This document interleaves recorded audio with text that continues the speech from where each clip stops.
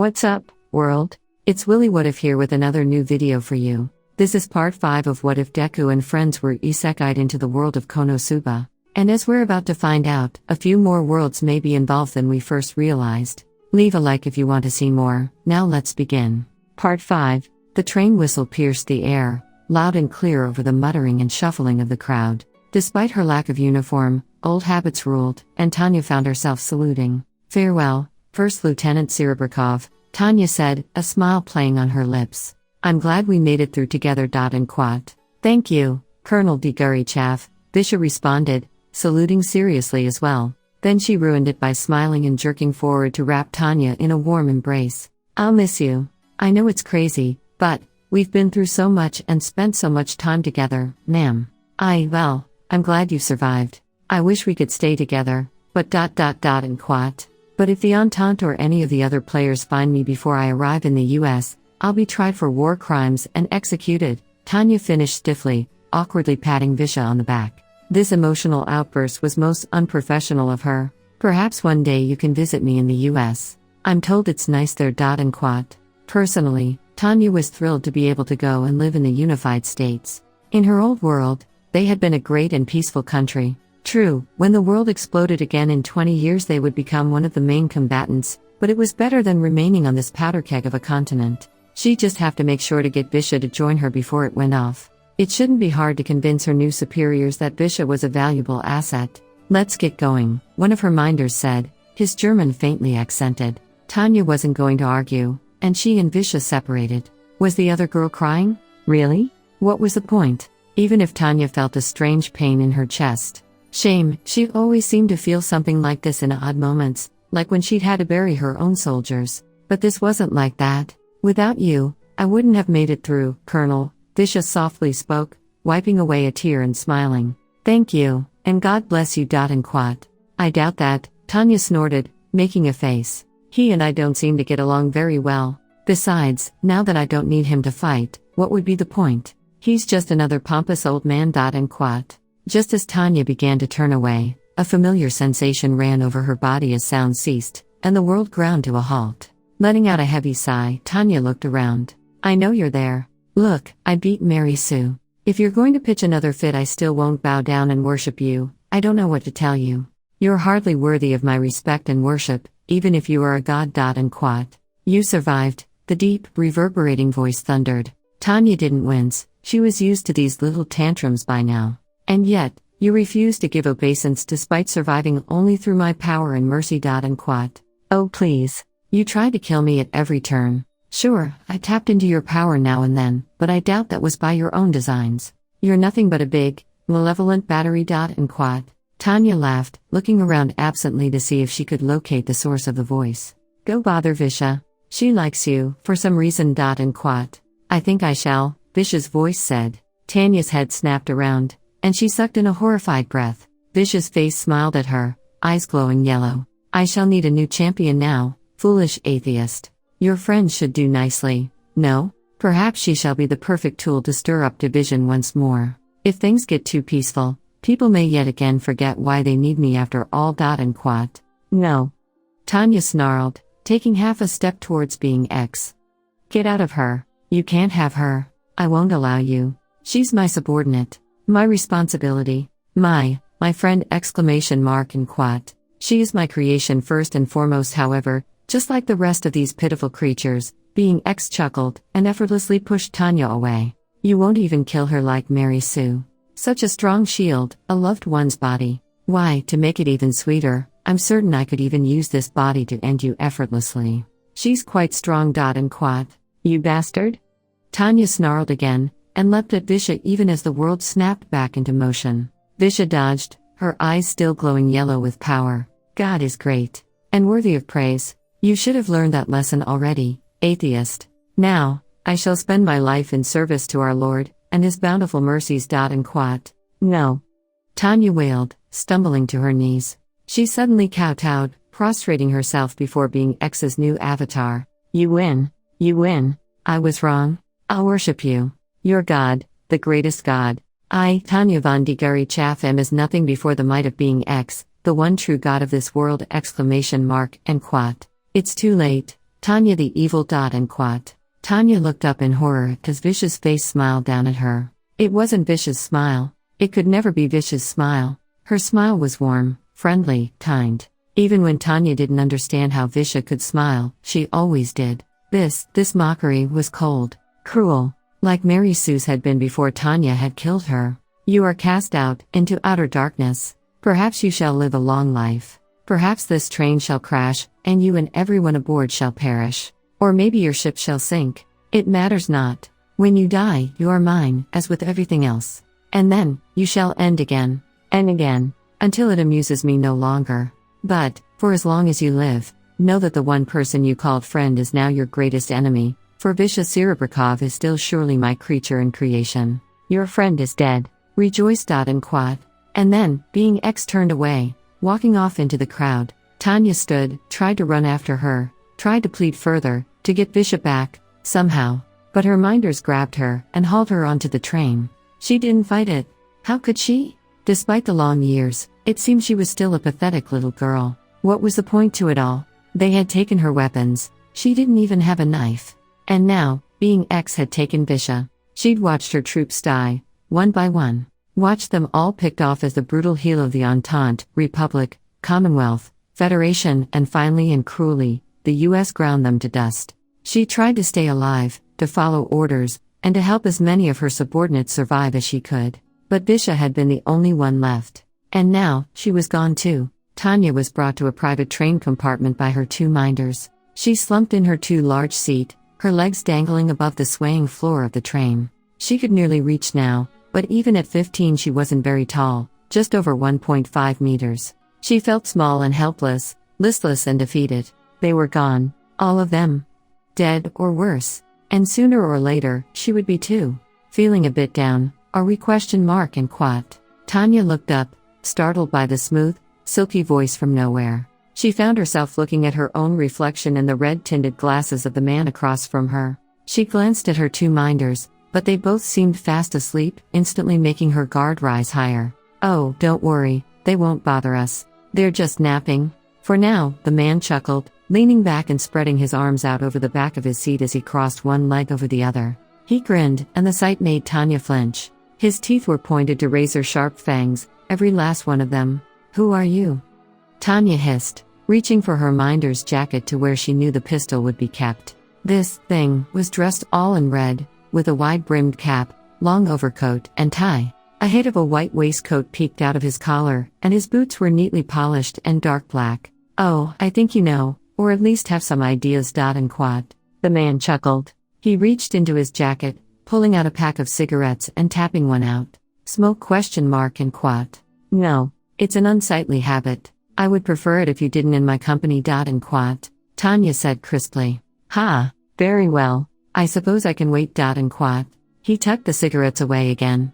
So, your friend is gone, taken by the very god who was supposed to protect her. And quad. How do you know that? Tanya demanded. But she knew. There was only one person this could be. I keep tabs on what my opposites are up to, the devil chuckled. But, to make things clear, my card. And quad. He snapped a white-gloved hand, and a business card appeared with scarlet lettering. He handed it over to Tanya, who studied it carefully. Alucard, your friend in low places, head of horror division. Cute, Tanya said flatly. She kept the card in her hand, looking up and studying this Alucard. All right, I'm no stranger to Faustian bargains. I suppose my soul isn't worth much right now, since I'm doomed already no matter what I do. Being X has made that very clear. So, what do I have to do? Sign something? Whatever it is, I'll do it. Just as long as you save Visha. And quat. Oh no, I'm afraid I can't do that, Alucard sighed in apparent regret. You see, I'm forbidden from interfering directly. I can just give things a nudge here and there. And quat. Then what use are you? Tanya snapped. I can't free Visha, being X is too powerful. The only way I know to drive him out is to kill the host, and even that won't stop him for long. He'll just come back, possessing a new victim. But what's the point? He has Visha. And quat. You're right. In this world, being X's power is near absolute. But, you already know how to defeat him. Or rather, you know someone who can. Even if it's not me, Alucard said, leaning forward and folding his fingers together. By thy name I summon thee. Eins Ulgaun exclamation mark and quat. For a moment, nothing happened and Tanya's blood ran cold. Had she been tricked again? But then, the circle glowed a dark red, rising up from the floor. A figure in dark robes with a skeletal face appeared as the light was sucked from the compartment, and within her mind, she heard a familiar voice. Who dares summon the Lord of the Tomb? Eins, do you remember me? I am Colonel Tanya von de Gurichaff. We went to school together in that place. And quat. Tanya. Yes, I do remember you. How did you contact me? Are you within the new world? I don't recognize this kind of magic. Licking her lips, Tanya tasted and ignored the familiar tang of iron and salt. I need your help. Visha, she's been taken by being X. He's a god, I think. Someone named Alucard gave me this spell, told me you could help me. And quat. Ah. The king in red, I take it? Never mind. A god you say? Not Aqua?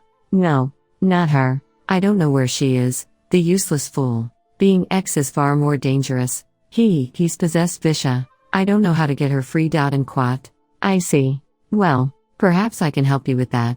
I have something of a vendetta against the gods myself. They threaten my rule. One of them invaded my realm, attempting to slay me and my subjects. In turn, I killed them. I'm currently in Belzerg, one of Aqua's worlds. She's not here, however. What about what's his name? Kazuma, and the others, Megumin, Darkness, Yunyun, Chris. Those fools. And quat. Dead. Aqua failed to appear, else she would be as well. I see. And quat. Tanya considered this, then pushed it aside. Kazuma and his ilk might not have deserved death, but that wasn't important right now. She had bigger concerns. Can you free Visha? And quat. Mayhaps. I shall send an envoy to you to assess the situation. Do you recall Demiurge? Yes, of course. I remember, most of that time we were together. Not everything. Fragments. But I remember you and your servants. Demiurge was smart and effective. I'd appreciate any help he can give me. And quat. Very well. It may take some time. Keep the spell active until he arrives. Tanya gritted her teeth. That's going to be hard. This train ride is only a few hours long, and I took time getting the circle right. The bodies here will start to stink too, as well. They'll try and open the compartment. And quat. I see. Do what you can then. If you have to move, open another link as soon as possible. Eins's presence faded from Tanya's mind, and she breathed out a sigh. She hadn't gone insane. At least the deaths of her comrades and these nameless guards hadn't been in vain. True, the US had been her enemy, supplying the Republic and the Federation against the Empire, but she still hated pointless death.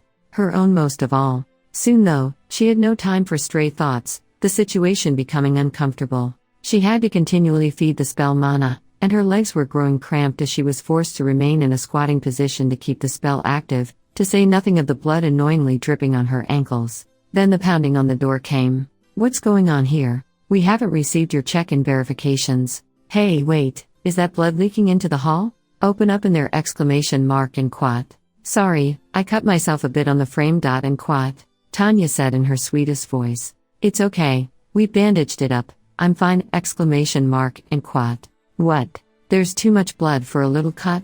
Open up at once! And quat. Damnation. Tanya didn't reply. There was more banging and swearing, then shouting. Soon something big and heavy thudded into the door. She'd sealed it with the spell, so it wouldn't be easy to bring down, but her mana reserves were getting low. Then they got an axe. Against repeated blows, Tanya's spell finally failed. She gasped and let out a cry of pain. My God, what the hell is this? There's blood everywhere. Break down the door! And quat. Tanya squeezed her eyes shut. She'd have to cancel the spell. She still had the 2 pistols. She would fight her way free. Then, suddenly, the spell grew in power, and Tanya slumped down in sudden exhaustion as power drained from her. Out of the circle, a bubble of darkness formed, growing and swelling until it retracted into a familiar, humanoid shape. A man in spectacles and a pinstripe suit, with slicked back hair and newly blacked shoes. Though this man had long, pointed ears, talons on the end of his fingers, shark-like teeth, and a long metallic scorpion's tail. Ah, a new world, Demiurge said in his smooth, sophisticated tone, adjusting his suit. He frowned as the door shattered. Friends of yours? And quat. Get them! A railway officer shouted, lowering a pistol and opening fire. The bullet impacted Demiurge's chest, and Tanya let out a horrified groan. All for nothing. Expect that Demiurge only frowned, glancing down at the hole in his cravat. I like this suit. Do you have any idea how expensive Dragonmyth silk is? ? And quat. What are you? The officer gasped. He readied the pistol again, preparing to fire. Demiurge's tail darted out in an instant, skewering him through the chest in a spray of gore. One moment. I'll deal with these gentlemen. And quat. Tanya could only slump in the pool of blood, exhausted of her mana as the screams sounded from outside. Sorry about the wait. And quat. Demiurge said a few minutes later, adjusting his glasses as he stepped back into the compartment. There were quite a few of them. They're also currently trying to stop this vehicle. I take it we don't want to attract that sort of attention? These humans are low level, but too many can still be a nuisance. And quat. Need to save Visha, Tanya slurred. I see. Well then, it seems this entire conveyance is about to suffer an unfortunate accident. Come. And quat. Demiurge easily picked Tanya up in his arms, then ripped a hole in the side of the train car with his tail. With a giant leap, the two were soaring into the sky. A moment later, there was a deafening explosion below them as the engine and accompanying cars exploded in a massive ball of flame. Mechanical devices are always so fascinating. They don't run on magic at all. That has interesting tactical applications, Demiurge mused as they traveled away from the newly formed crater. He looked around. Ah, there. That forest looks like a good place to hunker down for a bit. And quat. Tanya could only watch as they fell out of the sky into a thick cluster of trees. Demiurge knelt, laying Tanya on the ground. Mana exhaustion ? And quat. Used it all to summon you, Tanya whispered. Need to sleep. And quat. I'm afraid we don't have time for that at the moment. Here. I always keep a few mana potions on me, just in case. And quat. Demiurge took out a shimmering azure vial from his waistcoat pocket, uncorked it, and gently held it to Tanya's lips. She sucked it down greedily, and then gasped as mana and vitality surged through her veins. Thank you, she gasped out. She managed to stay on her feet, groaning slightly as she left his arms. Ugh, Demiurge. It's good to see you again. And quat. Again? Ah, yes. That school Lord Ines has mentioned. I take it you were there as well, in addition to the others? Demiurge asked, his tail swishing back and forth in agitation. Yes. I hear you paid a visit to Kazuma and his goddess-loving brood of idiots. And quat. Tanya spoke with an indifferent expression. From what she recalled, Kazuma was a vile lecher, and his companions were just as bad in their own ways. Megumin had been a lunatic bent on nothing but chaos and destruction that would surely end in killing everyone around her, including herself. Darkness, a perverse masochist with no self-control who brought danger to those around her to satisfy her own urges. Yunyun was a foolish and dangerous mage who'd do horrific things if it meant being praised, and Chris a thief who'd plundered from everyone and expected to be loved for it. And Aqua. She tried to murder Ines, for no other reason than his race. Truly despicable. And she'd brought endless trials to Tanya. She couldn't recall them all, but she knew she had wanted nothing to do with Aqua or even to kill her. Her memories on that particular matter were muddled a fair bit. While Tanya hadn't actually sought to slay those idiots, if Ines wanted them dead, well, that was his affair. They're dead, but Aqua is still a threat. We're in the process of pacifying Belzerg and the surrounding kingdoms at the moment, with expected results. I was actually in the middle of hunting down the last of their royal line before I was summoned by my lord, but that can wait for later. One pathetic slip of a princess won't be much of a threat. But, we're here to talk about you. Tell me, what is it you wanted me to help with? Something about your friend, this Visha ? And quat. She's been possessed by a god. Being X is what I call him. He's the one who, well, that's not important. He's hated me since before I was born, it seems. Tried time and again to kill me, to make me bow down and worship him. I refused. I defeated every one of his champions. I survived the war, and even killed the little puppet he loved to pull the strings with, Mary Sue. He couldn't stand that. He took over Visha, and told me that I was cursed. I tried to plead, to worship, to get her free, but he took her anyway. And now I don't know what to do. And quat. A god, you say? Demiurge adjusted his glasses. Well, I'm something of an expert on killing them. It's not easy though, you know. Even if everyone here is fairly weak, those empowered by a god can hurt me quite badly. We'll have to make this fast then. Where do you believe Visha could be ? And quat. I don't know. Maybe at her flat? It hasn't even been a day since she was taken, and it shouldn't be hard to track her down, but I don't have my mage gear.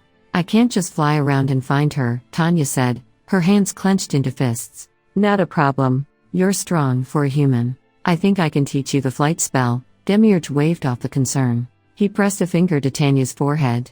Once more, information coursed through her. This time, not from within, but from Demiurge. She felt the magic enter her. It was alien but she could use it. She had to. Flight. Tanya barked and rose into the air. She grinned. Well, this changes many things. Let's go hunting. And quat. She drew one of her pistols, flicking the cylinder to a chambered round. It was a U.S. Army revolver, similar to the Colt revolver. This one was a .45 caliber model. She'd never used one, but practice made perfect. It wasn't hard to find Visha at all either. She was right where Tanya expected, at the cathedral nearest the train station, preaching to adoring little sheep. What do we do now then? Tanya asked. Demiurge had done something to hide his tail, and looked like a normal businessman at the moment. For herself, Tanya had scrubbed the blood from her face and hands and stolen a set of ill-fitting clothes. It annoyed her being so sloppy, but it was temporary at best. I don't think I can break that possession. But her soul is still in there, Demiurge mused. He glanced at Tanya. There's one sure way to free her. But you won't like it. And quat. If it's the only way, then it's the only way, Tanya growled. What is it? And quat. Demiurge gave her a vicious smile. We kill her. And quat. That is not an option. Tanya snarled, her arm twitching towards her concealed weapons. We have to save her! And quat. She won't stay dead, of course. We'll simply take her back to Nazarick. My master can raise her easily enough. He also seems to be fond of you, as if he owed you a favor. I don't know why someone like Lord Ainz considers himself indebted to a pathetic human such as yourself, but I trust in his wisdom. And quat. He can return Visha to life? Tanya asked, feeling sick and hopeful at the same time. Demiurge nodded. Easily. And quat. Tanya took a deep breath, and closed her eyes. If you're lying, I'll kill you first. Then Ainz. You understand? And quat. That would be difficult, considering your level, and the fact that Lord Ainz is in another world, Demiurge said slowly, his tone amused. Anything can die if you hate it hard enough and don't have anything holding you back. And quat. Then Tanya's eyes snapped open. In one smooth motion, she drew her pistol and fired. Her first shot was slightly off. It took Visha in the neck instead of the head. Tanya fired again, correcting her aim. This time, it went through Visha's chest. She fell atop the altar she'd been floating over, blood leaking from her mouth as people screamed. Out of my way, Tanya spoke as she walked towards the fallen form of her friend. She grabbed Visha's corpse, and grunted as she flipped it over and checked for signs of life. She's dead, she declared with a nod, turning to Demiurge. Now what? And quat. The tomb awaits. And quat. Demiurge snapped his fingers. Darkness enveloped Tanya, and she clutched Visha's corpse to her chest. When she could see again, she was in a large, dimly lit chamber. She looked around, and spied Demiurge standing beside a throne of bone, upon which sat the form of Ainz Ulgaun, the lord of the tomb. Well? Tanya demanded, standing, her pistol in her hand. Can you bring her back? And quat. Slowly, Ainz stood, taking up the staff that had stood beside him. I can. She would be returned to life. But a spell of true resurrection is costly. To fuel it, I need something potent. And quat. What? I'll get it. Whatever it is, only bring her back. Tanya demanded. Slowly, Ainz moved forward, his staff clicking on the black stone of the throne room as Demiurge stalked silently at his side. Tanya forced herself to look up at him when he reached her, nearly fully a meter taller than she was.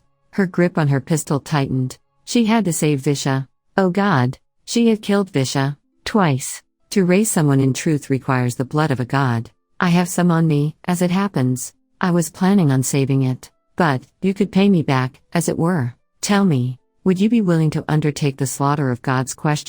And quat. Tanya blinked for a moment, then threw her head back and laughed.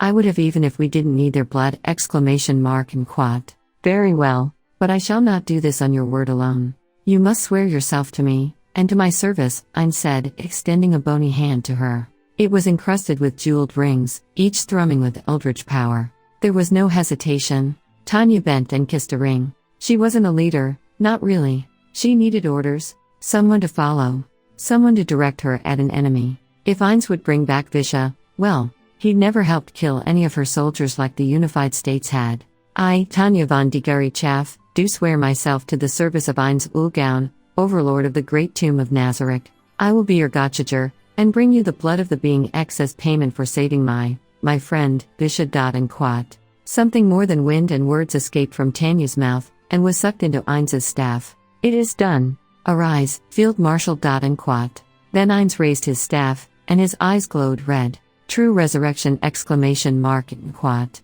Behind Tanya, there was a gasp. She spun, her eyes wide.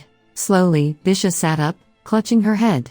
Where am I? The light, oh the light. It burns. I can't. She blinked, swallowing, her eyes focusing again. Colonel? What in quat? Tanya flung herself on Visha, heedless of the tears streaming down her face as she cradled Visha in her arms. It's all right, Visha. You're safe. Being X had you, but you're safe now. He can't hurt you anymore. Not as long as I'm here. And quat. Visha blinked, then, slowly, returned Tanya's hug. Colonel? I don't mean to bother you, but who, what, why is there a skeleton and a devil behind you? And quat. And quat. Tanya straightened, falling back into a stance of attention, her hands folding themselves behind her back. This is our new commander, Ainz Ulgaun. Beside him is Demiurge, one of his command staff. I have accepted the position of Field Marshal of his forces. I would like to bring you on as my General Staff Officer, Visha. And quat. I see. And quat. Slowly, Visha got to her feet, trembling slightly. Colonel, Tanya, do you know who these beings are? They look, well, evil. And quat. Oh, we are quite evil, Demiurge chuckled. At least, so the gods would say. And quat. Our mission is the destruction of all the gods, Ainz pronounced. For too long, they have oppressed and enslaved the mortal races. Just as they did you. They manipulate and bend mortals to their will, causing naught but suffering while expecting back joy and subservience for the honor of being in their presences. And quat. The war back home? That was caused by being X, the same so-called deity that possessed you. And quat. Tanya snarled, her arms reaching out and clutching Visha reflexively. He's tried to kill me, again and again, or to force me to bow down and worship him. I refused. So, he took you, Visha. That was too much. And quat. I remember, Visha said, her eyes going wide. She sank back to her knees, clutching at her head. Oh, peace debts, I remember. I couldn't control myself. It was like I was trapped within my own body, my own mind. I couldn't, and then. She looked up, tears streaming down her face. You killed me. And quat. It was like the bullet that had hit Visha took Tanya in the chest, and she swayed slightly. She looked away, bile filling her stomach. I could not think of another way. Ainz could resurrect you, free of being X's taint, but to do that, I am sorry. And quat. Don't be. And quat. Tanya looked up again just in time to be wrapped in another hug by Visha. This was most distressing. Tanya hadn't had this much physical contact since, she couldn't remember. She didn't think her own parents in Japan had hugged her this much. You saved me, Tanya. Thank you. I owe you a debt I cannot repay. And quat. Visha stepped back, smiling, and Tanya coughed into her hand. Well, yes, it was my duty, to ensure the safety of my subordinates. Besides, I couldn't let being X win. Not even once. And quat. If you say so, ma'am. But if you're going to kill being X, count me in. I'll follow you anywhere, Tanya. Even into hell, it seems. And quat. We've been through hell before. What else was the Western Front? Tanya said, feeling the old familiar feeling of rage. She spun on her heel, looking back up at Ainz. So, how does one go about killing a god? And quat. First, you must deprive them of followers, Ainz replied. We're nearly done here in Belzerg. What few humans are left are of no threat now, and will provide Aqua with little devotion. I will send you back to your world, but this time, with an army. Your mission will be simple, wipe out being X's followers, lure the god into the open. Then, I shall show you how to trap and slay a deity. And quat. Tanya nodded slowly. All of their followers? Visha gasped, coming to stand at Tanya's side. But that's most everyone in the world. And quat. Then they shall have to die, Demiurge said, pushing up his glasses with his index finger. He gave a needle-toothed grin to Visha. Do you have a problem with that? And quat. Visha looked to Tanya. Just as she always did. They're nothing but slaves by this point. We'll set them free. Even if it means their deaths, Tanya declared. This is war. Sometimes, innocents get caught in the crossfire. We'll give them a chance to abandon their faith, as the articles of war dictate. If they refuse, they're enemy combatants, and must be killed. And quat. Just like Erin, Visha agreed, looking faintly ill. But she straightened and nodded, then saluted. Very well, I'm your woman, ma'am. I'll do what needs to be done. And quat. Visha was a good soldier. The very best. She'd grown in the past 4 years. Tanya smiled at her, friend? Yes. Her friend. How odd. She'd never really had a friend before. But what else would you call someone you were willing to burn a world to the ground for? Konosuba. My hero. Inko gasped, starting away from the sudden noise. What on earth? And quat. Mom, stay back, Izuku growled, pushing his mother behind him as the frantic pounding on the door continued. It wasn't even 5 a.m. yet according to Izuku's alarm clock, so whoever was out there couldn't be someone normal. Especially not with the memories floating around in Izuku's head. He could hear muffled shouting coming through the door and slowly moved forward. Izuku, maybe we should just call the police, Inko worried, wringing her hands together and glancing at the phone. Izuku ignored that. He could handle whatever it was far more easily than the police could. He let one for all fill him, feeling the energy pulse in his tense muscles as his hand darted out and flung open the door. Instead of the villains or monsters he'd half expected, Izuku found 2 pink-haired young women scuffling with one another. Look, I'm really sorry, the older one gasped, trying to wrestle the younger away. I don't know what's gotten into my sister, she and quat. Izuku didn't hear the rest, jumping out of the door as Mei escaped her captor and leapt into his arms. You were real, Mei whispered as she clung to him. That wasn't just a dream. It did happen, because you're real. And quat. She looked up at Izuku, tears filling her odd eyes as her grip threatened to tear his shirt. You remember me, right? Everything was real? And quat. I'm real. It's okay. It really happened. And quat.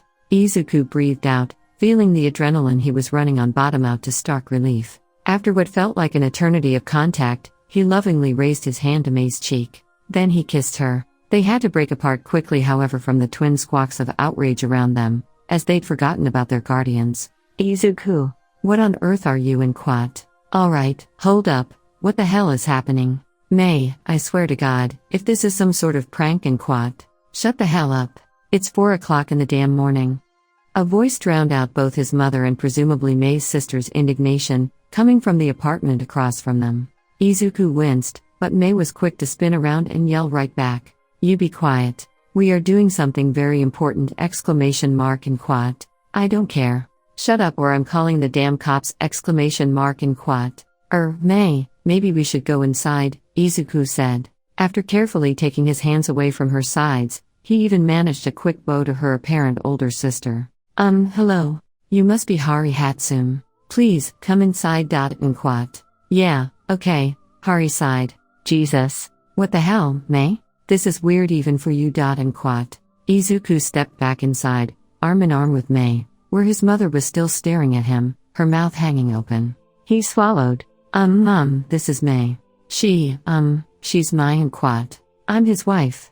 We got married. I'm sorry we did not invite you, Mei said proudly. Behind Izuku, Mei's sister suddenly let out a stream of unrepeatable but highly creative expletives. For her part, Inko groaned, then fainted dead away. Izuku managed to catch her, then quickly carried her over to the couch. Alright, I'm going to need a cup of coffee, then an explanation, Mei's sister ground out, glaring at Izuku and Mei. Because I want to know how the hell my little sister, who has as far as I know never expressed the slightest interest in any boys that weren't robots, wakes up in the middle of the damn night and runs off to find some strange boy I've never seen before and claims she married him! And quat. Coffee would be good, Mei agreed tiredly, looking like her adrenaline was finally wearing off. I am still sleepy. We did not get much sleep last night. But look, I still have my baby! And quat. Izuku realized that Mei had her crossbows strapped to her back, which she happily held up for Izuku to see. That's weird, Izuku said, frowning and thinking about how that was physically possible. Watch my mom for a moment please? I'll make some coffee. And quat. Izuku quickly found some instant coffee in the cupboard, then put on a kettle of water. By the time his mother groaned and her eyes fluttered back open, he was able to press a hot cup into her hands, feeling more awkward than ever as he languished under Hari's intense stare. Alright, Hari started, sipping at her cup before making a face, though it was hard to tell if it was from the taste or the topic. Mei, start explaining. And quat. Mei looked uncertainly at Izuku. She does not believe me, I tried to tell her. And quat. Yeah, because what you were saying was pure freaking nonsense, not to mention utterly insane. Another world? Monsters? A goddess? An explosion cult? May, you had a messed up dream, that's all. Where does this kid come from? And who the hell is he? And quat. I told you, he is Izuku. May snapped. You were not listening! And quat. Sorry, but, yes, I'm Izuku Midoriya. This is my mother, Inko Midoriya. Mom, this is May, and her sister I think, Hari Hatsum. And quat. Izuku, Inko said slowly. I'm not mad, just very, very confused. When did you get a girlfriend? And quat. That's sort of a long story, Izuku said. He looked at May for help. Maybe we should just say we met on the internet. And quat. That would not work. Hari knows I do not use the internet very much, except to buy more materials for my babies, May said mercilessly, shooting down that idea. We should say we met at the junkyard. And quat. Perfect. I was cleaning up Takoba Beach for months. There was a ton of salvage there. And quat. Yes. I went there a few times to get supplies for my babies when I visited Hari. May eagerly turned to her sister.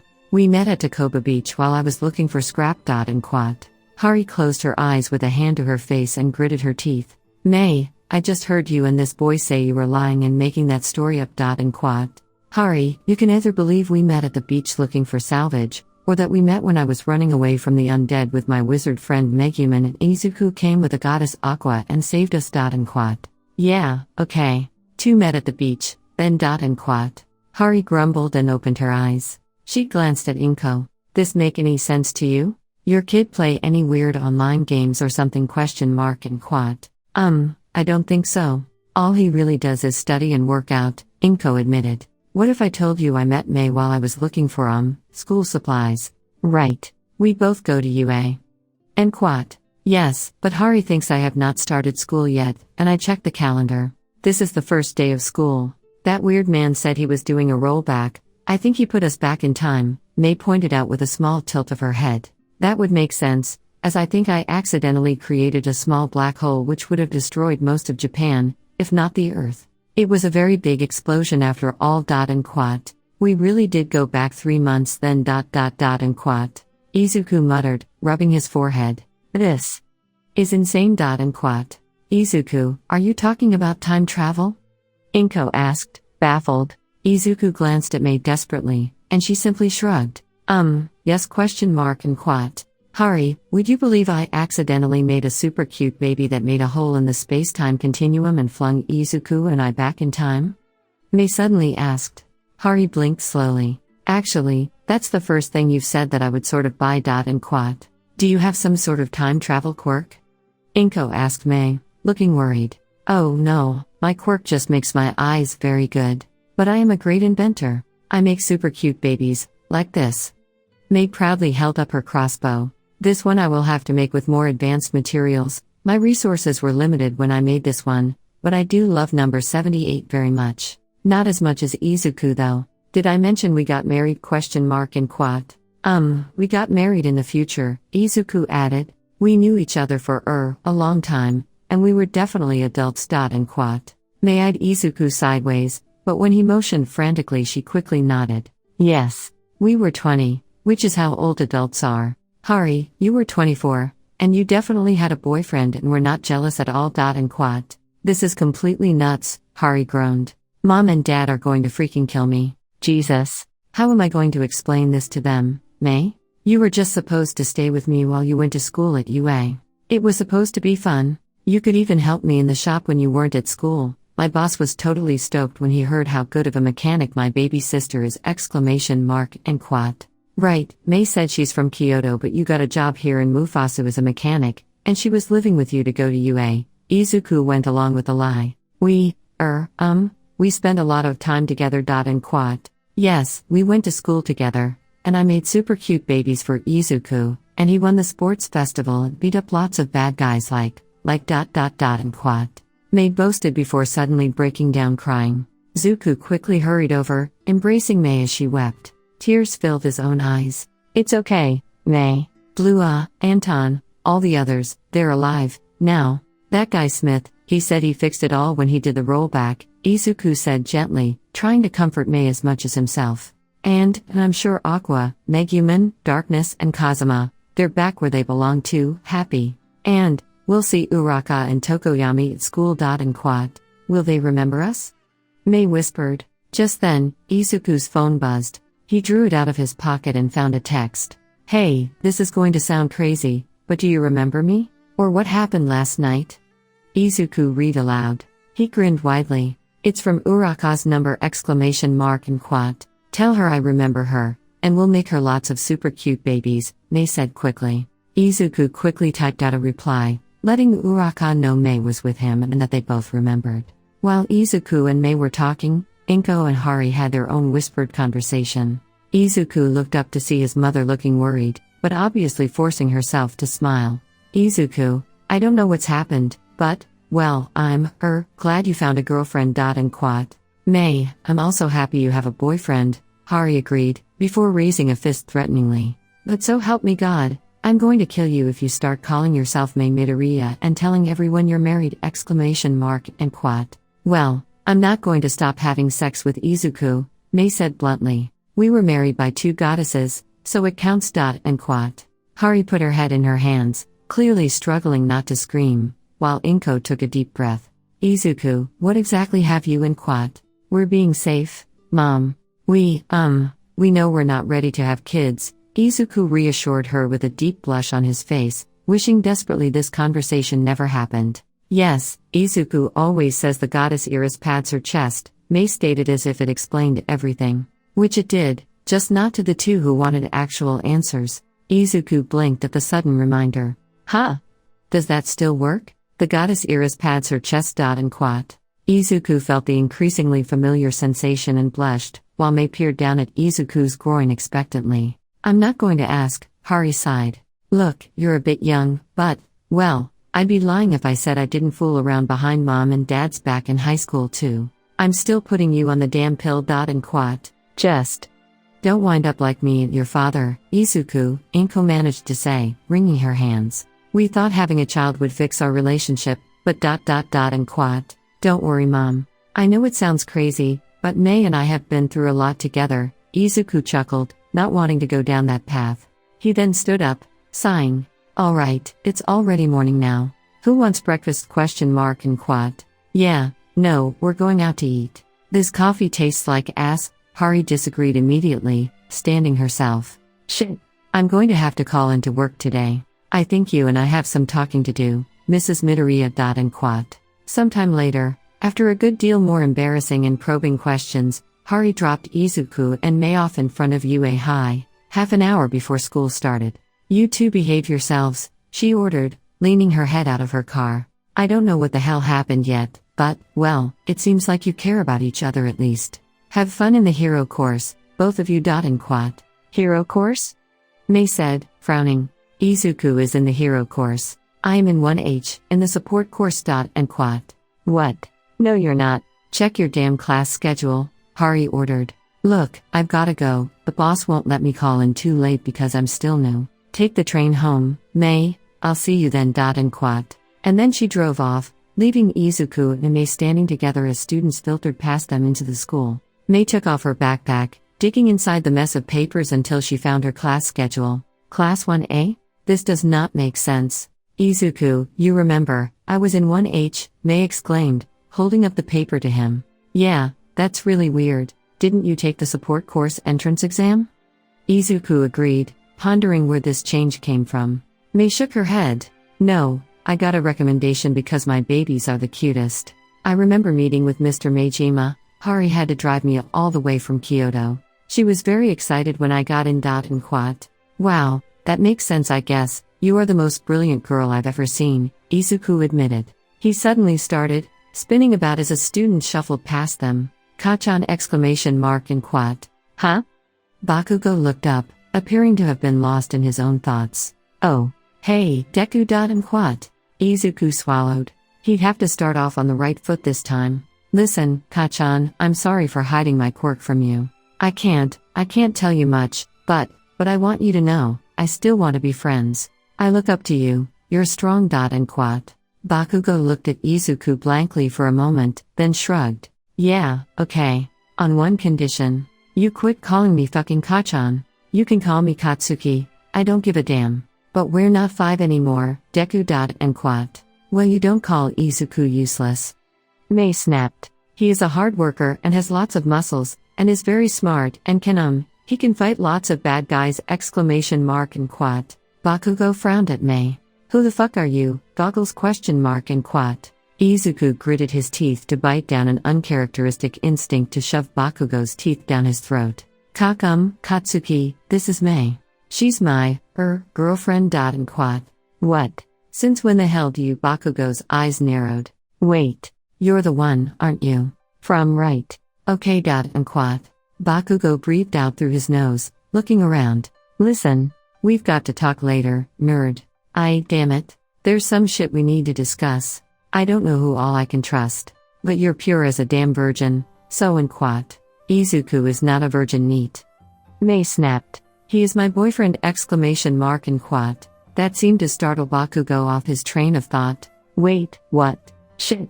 I don't even look. We'll talk later. I've got some shit to do now. And Quat. With that, Bakugo walked off. As he did so, Izuku frowned. For one thing, that was not how he remembered Bakugo behaving. Ever. For another, where had Bakugo gotten an enormous two-handed axe, and why was he bringing it to school? Granted, it looked shockingly natural on him, but something weird is going on, Izuku muttered as he shook his head.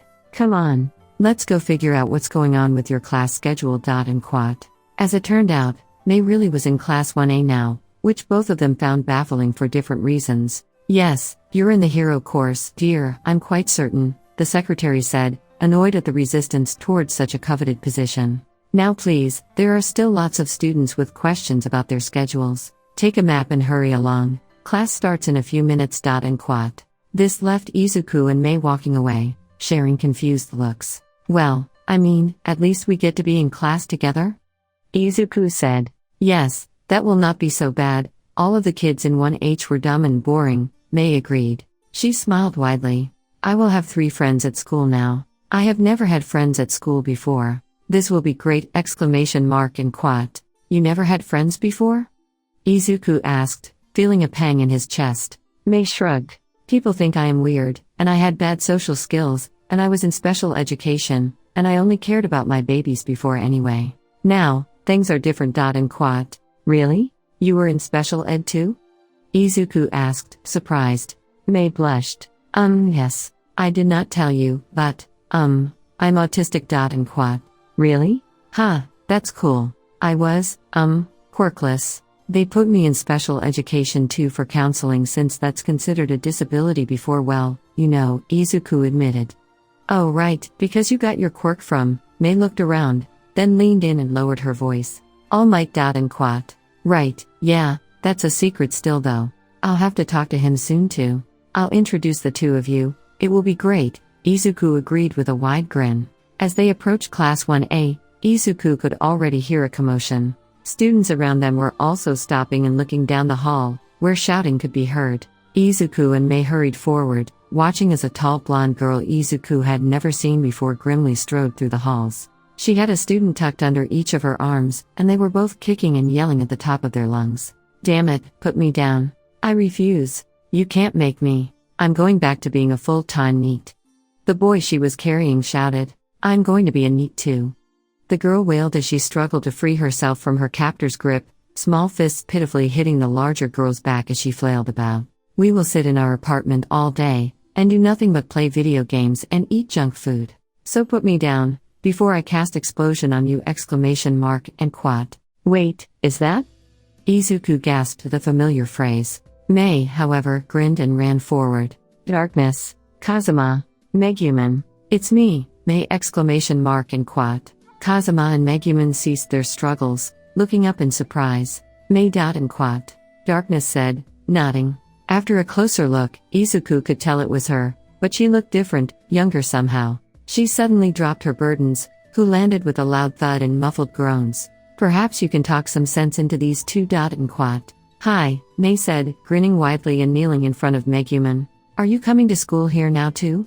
I thought you were gone forever. I am very happy to see you again, Megumin. And Quat. Megumin sat up, sniffing and wiping at her eyes, the same deep crimson as ever. May? What are you doing here? Did you get exiled too? And quat. What? No, this is UA, my school. I am in class 1A now. Why are you here, Megumin? May asked. Izuku hurried forward, a huge smile on his face. You guys. I don't believe it. It is you. I thought we'd never see any of you again! And quat. Kazuma stood casually, dusting himself off. Yeah, well, sorry disappoint you, Midoriya. And quat. See? I told you that it was a good idea to come to school. It is our duty to do well, and once more become heroes. Darkness crossed her arms triumphantly. Then she stepped forward and drew May into a tight hug. Did you already forget? And quat. Kazuma froze, and he looked away. When he spoke, his voice was rough. No, I haven't. Maybe that's why I just want to hide in my room. It's safe there. Besides, what did I even do? I was barely a part of that final battle. And quat. Megumin shook her head. You saved me, and you blew up that butler. That counts for something, right? Besides, at least we are together. This seems to be a peaceful world. Maybe we can relax. And quat. There's still villains here, but thanks to All Might, this world is safe, or at least, much safer than the last one. And quat. Izuku said with a smile. Don't worry, this can be fun. Everyone here is really nice. And quat. So, of course, that was when the door opened and Bakugo strode in. He paused, looking around the room. Okay, what the fuck? And quat. Katsuki, Izuku said, spinning around. These are our new classmates! And quat. The fuck they are, Bakugo said, his eyes narrowed as he looked around the room. Who the hell are these people? Who let a bunch of jackasses and the weird one from the support course in here? And quat. Izuku's jaw clenched and his fists tightened. Katsuki, these are my friends, and our classmates. I suggest you respect them. And quat. Yeah, no, these are not our damn classmates, Bakugo said, his hand going to his back and grasping the axe he had strapped there. Someone better start talking fast, or Red here's about to get a warm-up. And quat. Izuku let one for all fill him, the energy suddenly radiating from his body. I won't let you hurt them, Katsuki. And quat. Won't let me? Shit, this all makes sense now. You're not fucking Deku, you're some damn replacement. Bakugo snarled as he drew the axe. Well, I've dealt with shit like this before. I will pile your fucking corpses at that fucker's feet until that four-eyed bastard shows his damn face! And quat. Halt. Darkness ordered. She raised her hand, and her great sword appeared in it. I know not who you are, but if you seek to harm Midoriya, I shall not allow it! And quat. Yeah, you mess with him. You mess with all of us, you spiky-haired son of a bitch, Kazuma agreed. Megumin grinned, her hands twitching.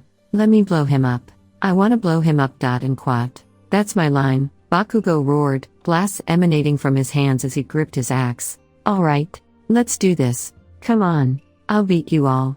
And quat. Bakugo? What's going on? A girl ran into the room, her hands raised as glowing circles appeared around them. Don't worry, we've got your back! And quat. Bakugo just about jumped out of his skin, leaping to the side as his eyes bugged out of his head. But strangely, so did Izuku's four new classmates. Yunyun? And quat. Kazuma? Megumin? Wait, is that you, Darkness and Aqua? You look different, the new girl said.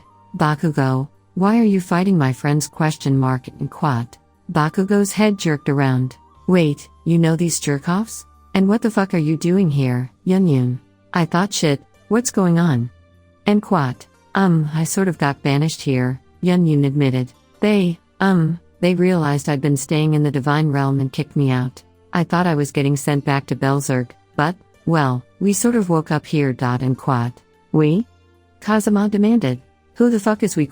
And quat. Two more strange girls entered the room, one a petite blonde with an even bigger sword than Darkness, the other a silver-haired girl with a boyish figure carrying twin daggers and a reverse grip. Iris? Aqua gasped. You got banished here too? And quat. Okay, we need to figure out just what the hell is going on, Kazuma groaned, scratching his head. I don't. And quat. Big brother. The blonde squealed, her sword vanishing as she jumped over and tackled Kazuma in a hug. I never thought I'd see you again! And quat. Wait, who even are you? Kazuma gasped, looking up in befuddlement at the grinning teen girl from flat on his back. Don't you remember me? It's me, Iris. The girl said, laughing. I thought you were all dead. I thought I was dead! And quat. We were fucking dead, Bakugo grumbled, lowering his axe. I want to know what the frick happened after you and me bought the farm. And quat. Iris, Megumin hissed, her crimson eyes glowing. You have 1 second to get off of my boyfriend before I unleash my dark powers upon you! And quat. Oh, relax, Megumin, Iris said, climbing off of Kazuma. You two are really dating, though? I'm disappointed, Kazuma. I told you I'd marry the hero who defeated the Devil King. Though I suppose now Big Bro has some competition. And quat. Just when Izuku thought things couldn't get any crazier, the rest of Class 1A showed up right as the first bell rang.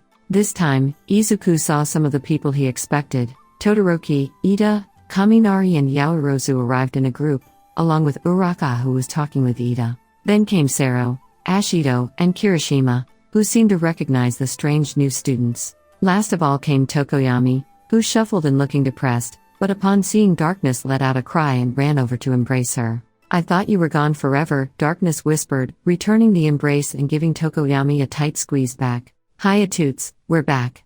Dark Shadow squawked. Tokoyami, for his part, seemed too overcome to speak. Right. You two are going to have to knock that off before I expel you, Mr. Aizawa said as he walked into the room. For some reason, Izuku got the impression he was even more irritated than usual. Sorry, sir, Tokoyami apologized, quickly separating from Darkness. It's just an quat. I don't really care, Aizawa interrupted, tossing a stack of papers nonchalantly onto his desk. He looked around at the students, who had all been standing and talking frantically. Time is precious. What are you all waiting for? And quat. Everyone scrambled to their seats, save for Kazuma, who slumped at his desk, already looking bored. Mei raised her hand, and Aizawa let out a heavy sigh. What is it? Hatsune? And quat. Why am I in this class? Mei demanded.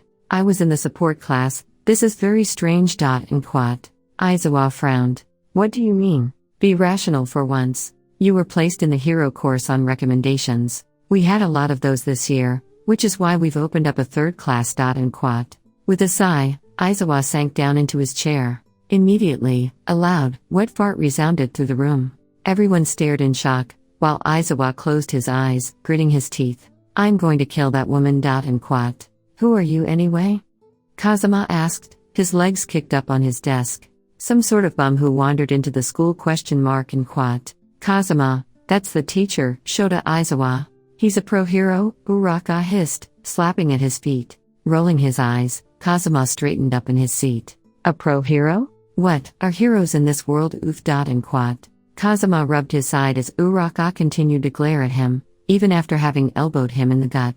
Well, it looks like I'm going to have a smaller class by the end of the day. At least that will cut down on all the work, Aizawa deadpanned. He reached under his desk and pulled out a box of PE uniforms. Right, put these on. And quat. Ida sprang up and grabbed the box. Everyone, please form an orderly line. Yaoyorozu, if you would take the girls' uniforms and distribute them, we can make this much more efficient. And quat. Who died and put you in charge? Kazuma demanded of Ida. I'm the O. And quat. Ida flushed, looking embarrassed. That is, I felt that someone should take charge and I think I would make a good class rep. And quat. Everyone in favor of making Engine Legs the class rep? Bakugo sighed, raising his hand. Everyone quickly raised their hands, save for Kazuma, who did so after another glare from Uraka. Aizawa blinked. Well, normally I don't have you choose a class rep on the first day, but I suppose that's less work for me as well. Hurry up and get changed. We're going outside. And quat. Izuku quickly grabbed his PE uniform. He wondered just what was going to happen next. My Academia of Explosions? For the life of him, Kazuma could not understand why he was standing out in the morning sun dressed in a PE uniform. Well, he sort of understood, he just wasn't happy about it. Apparently, they were having some sort of physical exam, and whoever scored the lowest would be kicked out. I should be inside playing games, Kazuma grumbled. I haven't seen what sort of MMOs there are in this world. Being in school is seriously going to cut into my grinding sessions. But someone had to kill my hopes and dreams. And quat. Darkness shook her head. I told you, we're learning to be heroes. Just think of how skilled Midoriya and the others were. We could afford to learn something from this Mr. Aizawa. And quat. I don't know, I feel like lying in bed and eating chips all day, Aqua muttered. That's what mortals do, right? And quat. If you do that, you'll be the only virgin NEET in our group. Just imagine how much Kazuma will lord it over you then, Darkness pointed out. Aqua frowned. Why should I care? It's not like I can fulfill my duty as a goddess now. The Lord of the Tomb isn't even here. What'd be the point of training to face him? I don't even have any of my powers anymore. I'm just an ordinary human. And quat. Listen up, Izuku suddenly barked. UA isn't bound to traditions. Here, instead of attending some pointless opening ceremony, we'll be doing physical testing to see who's worth the effort to teach. Previously, you were barred from using your quirks. Today, that ends. But keep this in mind, whoever gets the lowest score, I'm kicking you out. And quat. Hey, see Aqua? Kazuma crowed, grinning. We just have to fail and we'll be back to neathood in no time! And quat. I'm going to beat you this time, Megumin, Yun shouted as she ran to the pitch, fire in her eyes. You'll see. I'll finally be a worthy rival. And quat. Yeah, whatever, Megumin muttered, clearly uninterested while focusing on trying to push up her jumpsuit. Hey Aqua, I'm going to do my best too, Iris said, giving the former goddess a big smile. We might be ordinary mortals now, but we still have to try! And quat. Fine, Aqua groused. I'm not letting my junior beat me, even if we both are pathetic humans now. And quat. I guess I'll try, Kazuma agreed with a heavy sigh. It'd be boring to be stuck at home all on my own. And quat. Wait, had he really said that? He was a NEET. Being at home on his own was his life's goal. And yet, he really didn't want to just sit around at home alone, even if he could play video games. Sure, it sounded fun if he and the girls were there, or maybe even Midoriya or Tokoyami for a few hours, but on his own? It just didn't have the same appeal as it used to. Kazuma watched, bored, as the students lined up for the first test, throwing a softball as far as they could. Die! The spiky-haired blonde kid roared and lit off a massive explosion as he did so, sending the crispy fried ball into the stratosphere.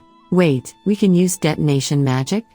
Megumin cried, suddenly invested in the test. The teacher shrugged. You can use whatever your quirk allows or other method you choose. Just remember, you have to compete in every category. And quat. Darkness, I will need your help, Megumin cried, her eyes alight with sudden passion. I'll need your stamina to get off as many explosions as possible! And quat. Helping your fellow students is hardly logical, and isn't something you can count on reliably, Izuku sighed. Oh piss off old man, Bakugo grumbled as he slouched back to his place in the group. In a real fight you have to rely on your allies. No one's tough enough to take on a boss villain alone. And quat. Instantly, most of the kids from this world snapped their heads to Bakugo. Wait, did he really just say that? Uraka asked. Did Bakugo seriously just say that you have to rely on your allies? And quat. I think he did, the kid with the engines in his legs said, frowning. That seems most uncharacteristic of him. And quat. Oh relax Ida, the pink-skinned babe laughed. Bakugo's much chiller now, trust me! And quat. Their teacher narrowed his eyes at the contrarian point, but simply called up the next student. Aqua. And quat. Alright, I'll show you Iris, this is the power of a senior, student! And quat. We're in the same grade now though. And quat. Iris mumbled. Flexing her arm, Aqua strode up to the circle, grinning as she picked up the ball. She windmilled her arm, then hurled the ball as hard as she could. 95 meters, the teacher reported with a small nod. Ha! That's not as impressive as Porcupine's score, but I'm certain I won't get last place. Aqua bragged as she stepped aside. Iris mused, hurrying forward. She looked at the teacher, considering. You said we could use our abilities, right? And quat. That's literally the point. Yes, Izuku agreed. Awesome. Lesser strength. Greater fortune. Greater endurance. Featherweight. Iris stuck her tongue out between her lips, stood on one leg in a perfect pitcher's stance, before hurling the ball in a sharp arc. 118 meters. And quat. What? That was cheating. She used a bunch of buffs. Aqua complained. Izuku's eyebrow twitched. What part of this do you not understand about this? I said you should use your quirks. So long as you complete the challenge, anything else is allowed. There is no cheating in this exam. And quat. My turn then. Megumin cackled, striding forward confidently. She tossed the ball up in the air a few times, testing its weight. Maybe everyone should step back, Izuku commented warily. Uraka was already sprinting for the building behind them, with Mei not far behind her. Why is everyone running? Kaminari asked, looking around in confusion. Dude, don't question it. That's the crazy chick the Crimson Demons were always raving about, and Yunyun says she's nuts, Kirishima stated as he dragged his friend away. Come on, let's get behind cover. And Quat. Yes. You should all beware, for I shall unleash my full power, Megumin roared as she stuck her hands up in the air, a staff forming in her hands to her surprise. She didn't let on, instead intoning, darkness, blacker than black, deeper than the void, come forth now at thy mistress's command! And Quat. Kazuma took a step behind darkness, who had planted herself against what they knew was coming. He noticed that the teacher's eyes suddenly glowed, his hair floating about his head as Megumin chanted. Explosion! Megumin roared as she flung the ball, and of course, a massive fireball erupted. It wasn't her biggest one, she was obviously holding back, but the ball hit the shockwave and was launched out of sight.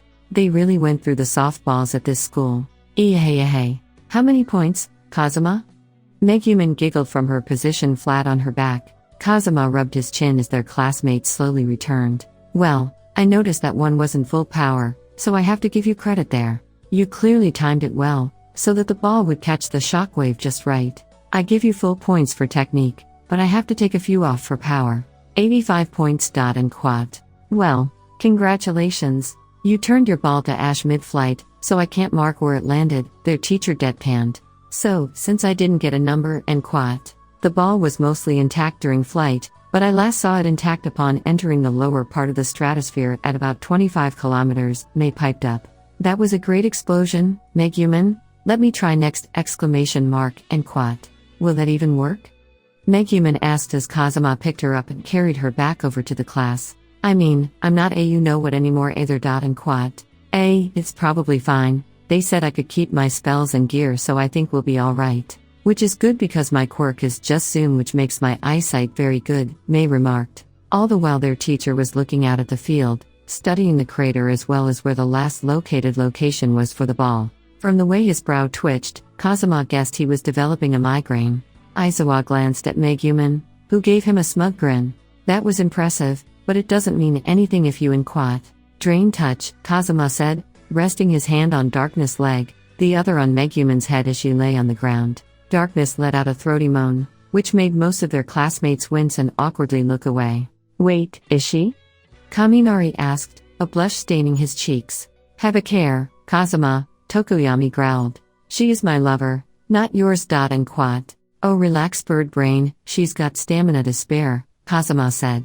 He stopped the spell, dusting off his hands and standing. There, that should be good. And Quat. Yes, I'm ready for my next spell, Megumin agreed eagerly, jumping to her feet. I would like to see you do better, Yunyun! And Quat. Okay. And Quat. Yunyun moved forward, taking the ball. I'm saying it now, the next person to blow up the field completely is getting expelled, their teacher warned. Oh. I'm not doing that, Yunyun nervously said. She looked up, pointing to the moon, which was faintly visible in the morning sun. What if I hit the moon? And Quat. Well, then you'd score rather well, wouldn't you? Izuku stated blandly. Yunyun grinned. Great. Advanced teleport. The ball vanished in her hands. You'll have to take my word that the ball's on the moon. I can't really go check. And Quat. Izuku stared blankly at Yunyun, then looked at his small watch, nodded, and made a note on his device. Right. 385,000 kilometers, that's the moon. Good work. And Quat. What? You can't teleport the ball to the moon. You can only teleport it to places you've been, Yunyun. Megumin ranted. Izuku paused, looking up at this new information. Is that true? And Quat. Well, normally, yes, but I put extra points in teleport. Honest. I can teleport objects to anywhere I can see, and, well, I can see the moon, so. And Quat. Izuku sighed. That just raises more questions I probably won't like the answer to. We'll be having a talk later. In any case, distance is essentially unlimited anyway. The score stands. And Quat. Oh, now it's my turn, Uraka said, cracking her knuckles and grinning. Kazuma sighed. You're going to use the same trick I just thought of, aren't you? And Quat. Well, it's what I did last time. I mean, the last time I bet my friends. Or something, Uraka said. She took the ball, touched it lightly, then tossed it up into the air, casually watching as it rose until it vanished from sight. Izuku tapped something on his pad, then held it up. Uraka grinned and pumped her fist. The pad read? Kazuma, of course, repeated the trick, though his results were rather less impressive as his feather spell only reduced an object's weight, not totally eliminating the effects of gravity, still resulting in a fine score of 450 meters before it wore off. May had cobbled together a small pocket rocket, and her ball had traveled about 1,000 meters before blowing up. Izuku counted it to the last point before impact, at which point Kazuma decided that the test was more about how smart you were about applying your abilities, not what score you got. As he said this out loud, Izuku simply stared at him in judgment that it took this long to sink in. The really interesting thing though was when Midoriya stepped up. When he threw the ball, it traveled a paltry 70 meters, not even beating out Aqua. However, Kazuma also noticed that Izuku's hair and eyes behaved oddly again, and started to wonder just what that meant. I've told you before, if you destroy yourself with your quirk, you won't be able to save anyone, Izuku growled at Midoriya. Sir, don't worry. I've got this, Midoriya assured. I've been practicing since the entrance exam. And quat. Izuku shrugged. Fine, but if you break your arm, I'm not sending you to the nurse. You'll have to spend the rest of the test that way. And quat. No, he won't. I'll just heal him. Aqua snapped. Izuku raised an eyebrow at her. And if I told you not to question Mark and quat, then I would do it anyway, because he's my friend, Aqua sniffed. And you would be a big stupid meanie. And quat. Not listening to the teacher is a good way to get yourself expelled. You already have the lowest score, Izuku pointed out. Aqua planted her hands on her hips. Well then you're dumb. A real hero has to do what's right, even if people tell them not to. Even if it means I get a lower score than Midoriya, I'll still help him. Besides, maybe I don't want to be in your dumb class. I can be a hero just fine on my own, right? Kazuma questioned Mark and quat. Sure, whatever, Kazuma said with a shrug. I'm sure we could make some cash beating up low-level villains or whatever. 'Cause if you're not sticking around, neither am I. And quat. Or me. If you expel Aqua, you have to expel me too. Megumin declared. Oh, just relax, he's lying anyway, Bakugo said, rolling his eyes. He does these stupid logical deceptions. He's not going to expel you, so just cool your tits. And quat. Izuku studied Bakugo. And what if it wasn't a logical deception? What if I decided allowing you to become a hero would unleash a menace to society? And quat. Bakugo flushed, his lips forming a snarl of anger. Then I and quat. Bakugo, control yourself, Iris snapped. This is no behavior for a knight. And quat. The sound of Bakugo grinding his teeth was audible, but he didn't say anything further. Izuku nodded, motioning for Midoriya to throw the ball. He stepped up to the plate, arm crackling with power. As he threw the ball, a gale of wind whipped up, and there was a deafening sonic boom. Ow, Izuku said, wincing and flexing his arm as the dust settled. I think I overdid it. Might have strained the muscle. And quat. Heal.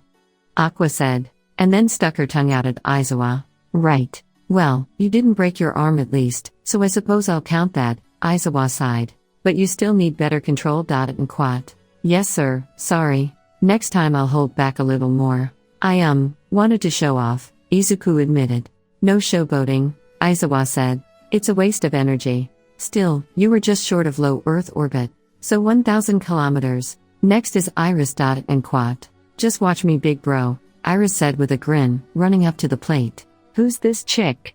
Kaminari wondered aloud. And why does she call that guy big bro? Are you two related or something? And quat. It's, a long story, Kazuma hesitated to say. He was still curious as to how Iris was alive, and apparently the same age as him, which seemed to be about 16. Iris took the ball, closing her eyes and taking a deep breath. Then her eyes snapped open. Sacred sword technique. She sent the ball soaring, nearly as hard as Midoriya had, sending it well over the horizon, and earning herself a respectable 500 kilometers. After that the other students went, most of them managing fairly impressive scores, with Darkness getting a decent 103 meters, which meant that Aqua was firmly in last place. The rest of the tests were the sort of thing Kazuma expected from a field day, from the 100-meter dash to pull-ups, sit-ups and push-ups. He didn't try very hard, just doing well enough not to end up too near the bottom. His best event was probably the standing long jump, since he had the acrobatic skill and could jump quite high when he wanted to. Aqua, of course, Came in dead last in every single event. I'm going to get expelled. Aqua wailed, crying as they assembled for the rankings. Shut up. Bakugo barked. I told you he was lying! And quat. I wasn't lying, and I'm considering expelling a number of you, Aizawa snapped. I've seen insubordination, lackadaisical attitudes, heard literal discussions of how to rob villains, and a sheer lack of attempting to understand how to put power to use. This is why I will be in quat. Kazuma stepped closer to Hatsume, whispering something in her ear. She nodded and pushed her way forward as Aizawa continued his lecture. Look, a distraction, Hatsume cried, pointing behind their teacher. That brought Aizawa up short, and he turned his attention to Mei. What? What was even the point of that? Are you? Aizawa glanced at his hand, which was now empty, his PDA gone. Alright, very funny. What are you in quat? Kazuma passed the PDA back to Yunyun, who muttered, teleport. And the pad appeared back in Aizawa's hand. Right. Some of you seem to be taking this seriously, but others are in quat. Hey teach, check your numbers, Kazuma called. Might want to reconsider before you decide to expel anyone. In quat. I know what the numbers say. Aizawa paused, checking his device. Kazuma grinned. Well, it seems I won't be expelling the lowest scoring individual after all. In quat. Aizawa looked up at Aqua, who was still sniveling. You've got some growing up to do, but at least you seem to have a basic concept of teamwork. Back to class. We've apparently wasted enough time. In quat. What did you do? Iris asked Kazuma as they walked back to get changed again. Kazuma grinned. I put Aizawa's name down as having the lowest scores. I figured this was just a test to see if we were smart enough to figure out how to use our abilities to pass. So, when Hatsume yelled, I used steel and took his pad. In quat. That's rather clever, Ida remarked as they entered the changing room. But not at all how this event works, or even how expulsion criteria are chosen. In quat. Well, I won, so who cares? Kazuma shrugged. Besides, I can't let Aqua stay home all day. She'd eat all my snacks and get into my stuff. In quat. You two are siblings then? Todoroki asked, frowning. You seem to know those girls rather well. In quat. Nah, we're just in the same apartment, Kazuma waved off. Though I admit Aqua's sort of like my stupid annoying cousin or something at this point. In quat. That's a fucking understatement, Bakugo muttered. Should have let that blue-haired bimbo fix her own problems. Don't know why Iris looks up to her, she seems dumber than a sack of bricks. In quat. Kazuma smiled, then pointed a finger at Bakugo. Freeze! In quat. The other boy let out a yelp, then made to attack Kazuma, murder in his eyes. Lurk. In quat. Bakugo, half naked, stumbled through where Kazuma had been, looking around wildly. You don't get to do that kind of shit, Shifty. You hear me? You slippery little. In quat. Katsuki? Midoriya said, stepping forward. Aqua's my friend. I'd appreciate it if you didn't insult her. Even if she is, a little odd at times. And don't try to kill Kazuma either. In quat. The fuck is it to you, nerd? Bakugo demanded, his eyebrows twitching. We're buddies, Kazuma said, reappearing and leaning against Midoriya's shoulder. Was it just him, or had the other boy shrunk a little? It was a little hard to tell, since Kazuma was pretty sure he was a few centimeters shorter himself. So, you mess with me, you mess with Midoriya. And I saw him drop kick, let's just say something real big and tough. So you don't scare me. In quat. Hiding behind friends, huh? Bakugo snarled. Well, maybe you and I will just have to. In quat. There was a sudden pounding on the wall that divided the boys' and girls' locker rooms. Katsuki. Stop picking on my big bro. I order you to stop. Iris' voice bellowed. Shut up, woman, you're not the queen here, Bakugo shouted back. Do you abandon your oath so easily? Shall I call you Katsuki the Oathbreaker? Iris demanded. Bakugo flushed, in either embarrassment or anger. Fine. But you're telling me why the frick he's your big brother! In quat. Quiet down and get changed. Aizawa's voice snapped them from their shouting match. Bakugo ground his teeth again, but complied, limiting himself to death glares in Kazuma's direction. Kazuma, for his part, blew back a kiss. Hey, maybe don't antagonize Katsuki, Izuku warned, nudging Kazuma. He's my friend too, you know. Plus, he might literally make you explode. In quat. Seriously? You're friends with Captain Asshole over there? Kazuma asked incredulously. You're like, the nicest guy I know. He has the personality of a fire drake with a sore tooth. In quat. Dragon. Bakugo snapped. I'm not some weak-ass fire drake! And quad. Well, that explains why Iris has you whipped, Kazuma shot back. Because she spanks dragons before breakfast! And quad. Right, I'm putting a stop to this, Ida said, pointing at Kazuma. Silence. And quad. He pointed again at Bakugo. Silence as well. And quad. Kazuma rolled his eyes and opened his mouth, before stopping as no sound came out. Thank you, Todoroki said.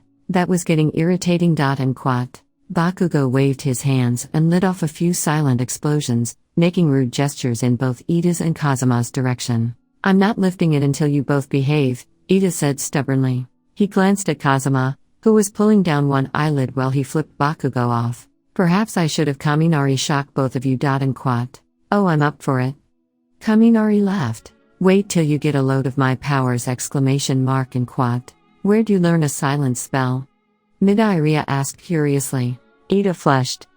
It's part of my quirk.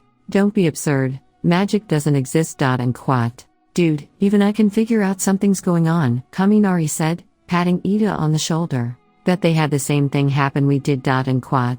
We're supposed to keep it a secret though. Ida hissed.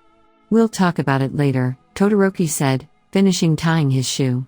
Come on. We must be perfectly prepared, lest Aizawa fulfill his threat. And quad. Kazuma quickly got his school uniform back on, then headed back to class. Right, Aizawa said as he massaged his face. Now it's time for introductions. Apparently, some of you know each other already, but I need a few minutes, as someone replaced all my whiteboard markers with Sharpies, Aizawa growled. I'm going to murder that woman. You, Yenyun, you're first. And quad. Okay. Yenyun hurried to the front of the class, giving a quick bow.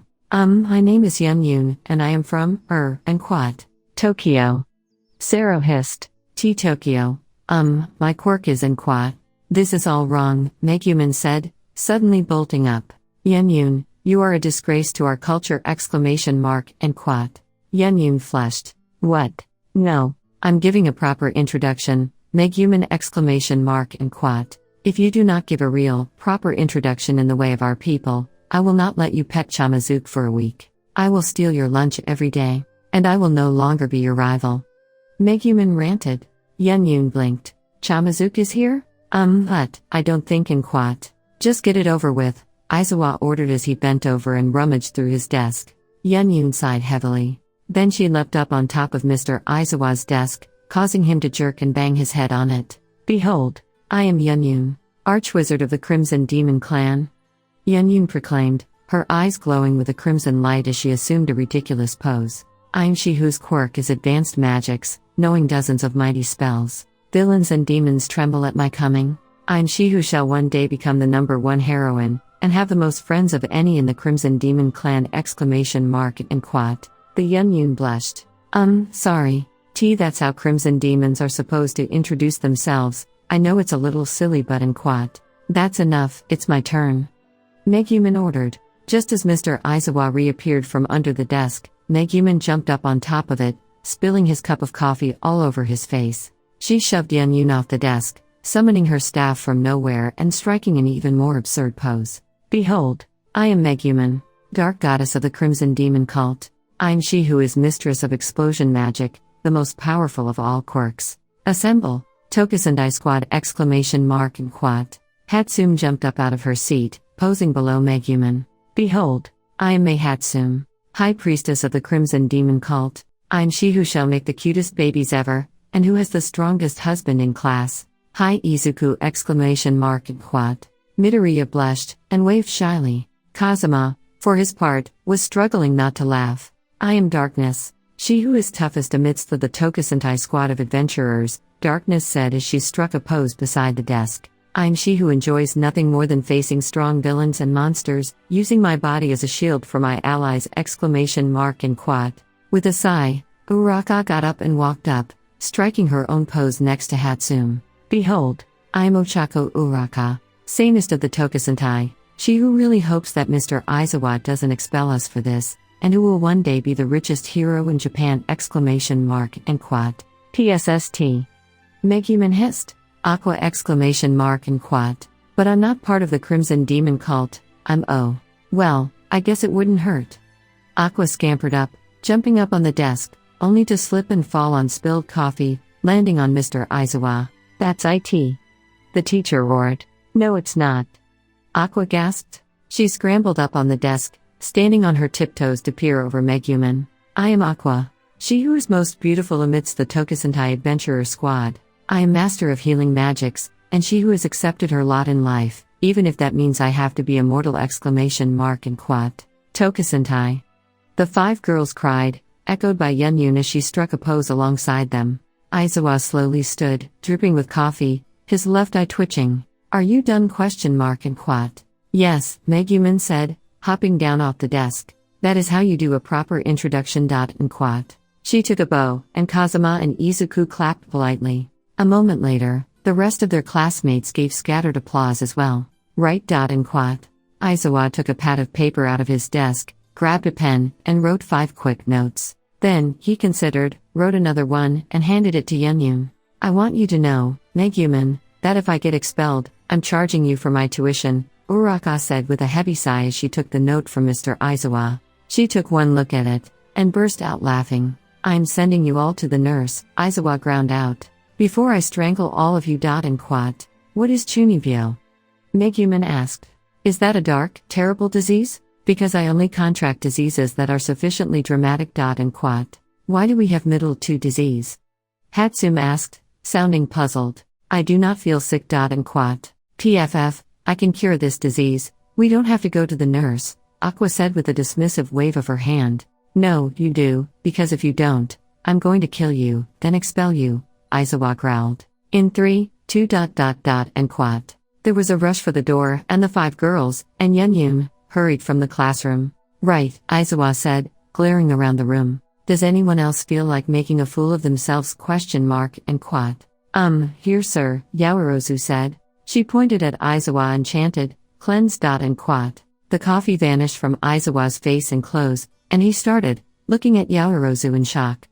Sorry, you look like you could use some help," Yaoyorozu said. "Right. That's new. What the hell is wrong with my paperwork? The rest of you are going to introduce yourselves." "Normally," Izuku ground out. He glared at Kazuma. "Any objections?" And quat. "Yo, I'm Kazuma," Kazuma said, standing and walking to the front of the class. "My quirk, I guess it's adventurer? I can do a lot of minor things that are adventurer skills. Like this. Create rations." He held out a roll to Mr. Izuku. "Want one? They're pretty good." And quat. Izuku took the roll, examining it. "That's interesting, and potentially very good for relief situations. Fine. Go sit down. I'm taking a damn nap. The rest of you better not wake me up." And quat. Kazuma passed out snacks to everyone in the class as Izuku took out a face mask and slipped it over his eyes, leaning back in his chair. He wasn't really fooling anyone though. Kazuma could tell he was watching them like a hawk. He listened to the introductions of most of the students with half an ear. He just didn't want to look like he cared that much. However, he sat up when it was Iris' turn. "I am Her Majesty Iris Stylish Sword Belzerg II, Defender of the Realm, Protector of the Faith of Iris," she declared, standing with her sword tip planted on the ground, her hands resting on the pommel. "My quirk is Royal Blood of Heroes, which enables me to use advanced magics and summon the Holy Sword Caliber. I shall train here, in this world, then one day return to Belzerg and free my people!" And quat. Izuku lifted his face mask, frowning. "Do I need to write another note?" And quat. "No, honored teacher," Iris said, bowing respectfully. "You merely said to introduce myself. I see no need for lies here, amidst those who would be my comrades and instructors." And quat. Izuku groaned softly. "I picked a bad year to quit smoking." "Fine. You're the last one, Bakugo." And quat. Bakugo grabbed his axe and slung it over his shoulder. He stood at the front of the class looking around. "I'm Katsuki Bakugo. My quirk is explosion. I blow stuff up." And quat. Then he made to go sit back down. "If you do not introduce yourself properly, Bakugo, I am revoking your titles." Iris snapped. Bakugo glared at her. "What does it matter? We're not there anymore!" And quat. Iris glared right back. "I told you, I shall return and reclaim my throne and free my people. Will you abandon your oath?" And quat. Bakugo worked his jaw for a moment, then snapped his axe up in a salute, a manic grin appearing on his face. "I am Sir Katsuki Bakugo, Dragon Knight of Belzerg, I wield the holy axe Veilastros, and am the sworn shield of her grace, Queen Iris. And quad.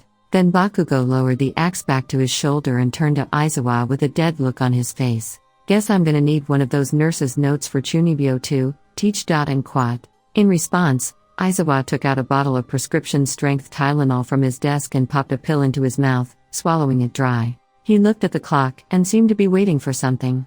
After about 30 seconds of awkward silence, the bell rang.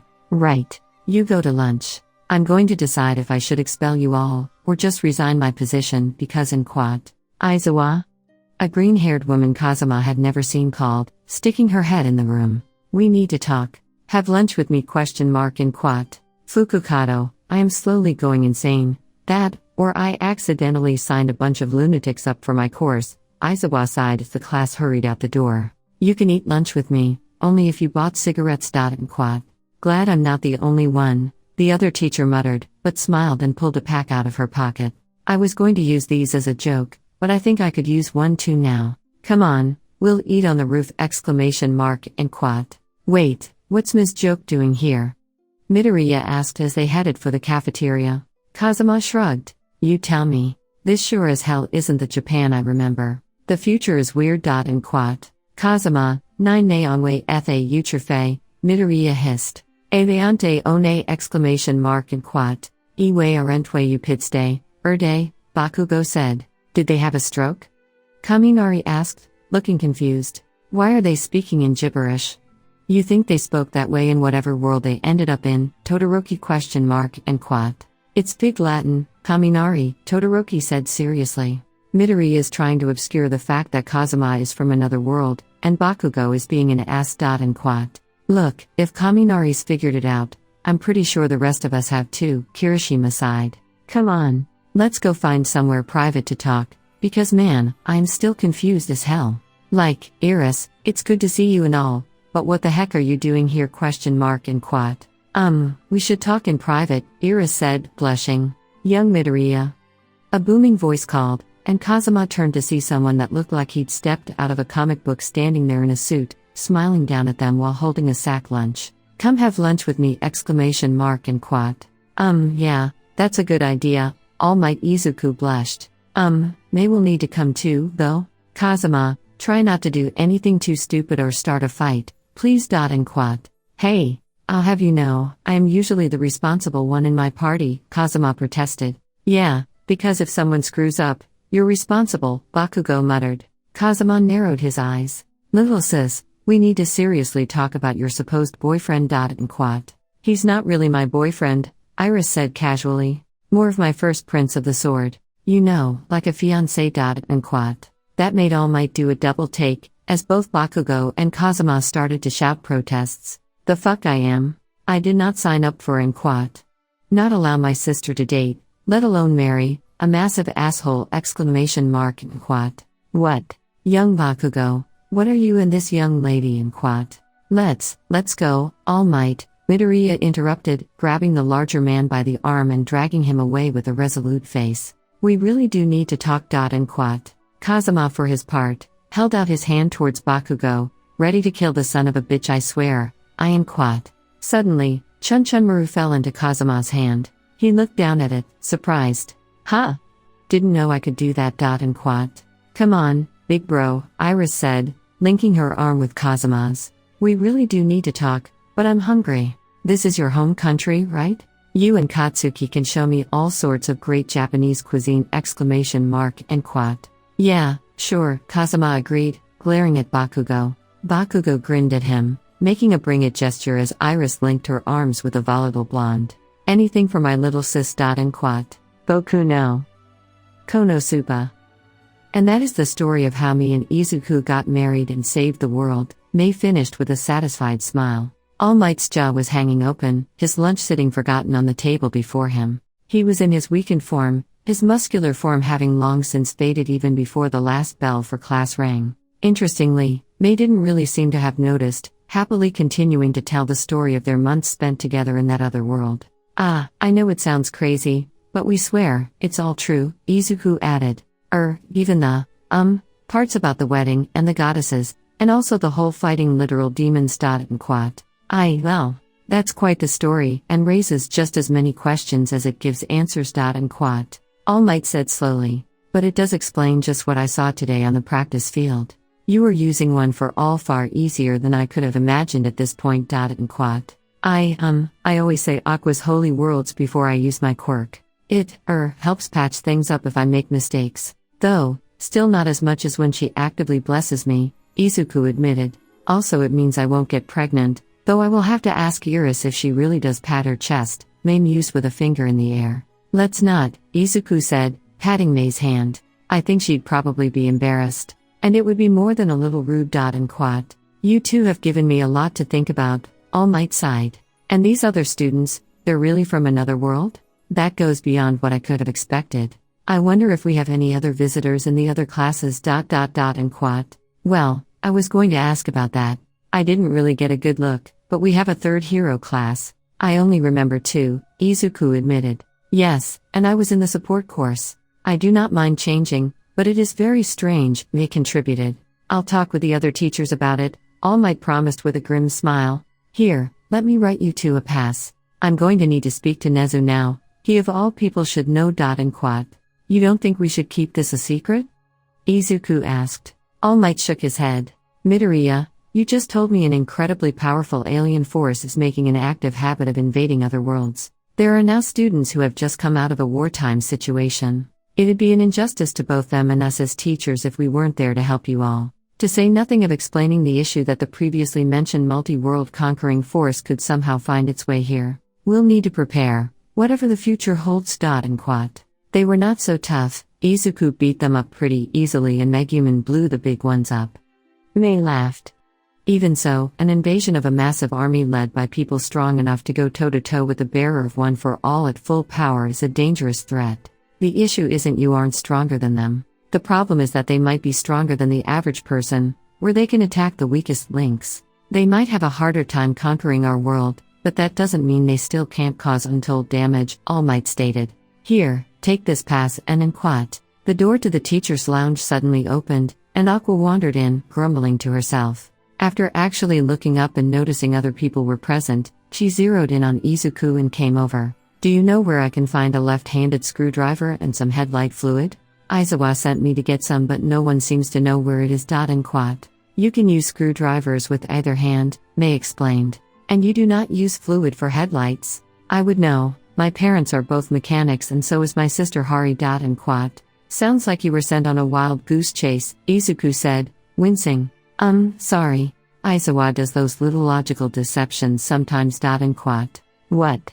How dare he treat me like this? Aqua ranted.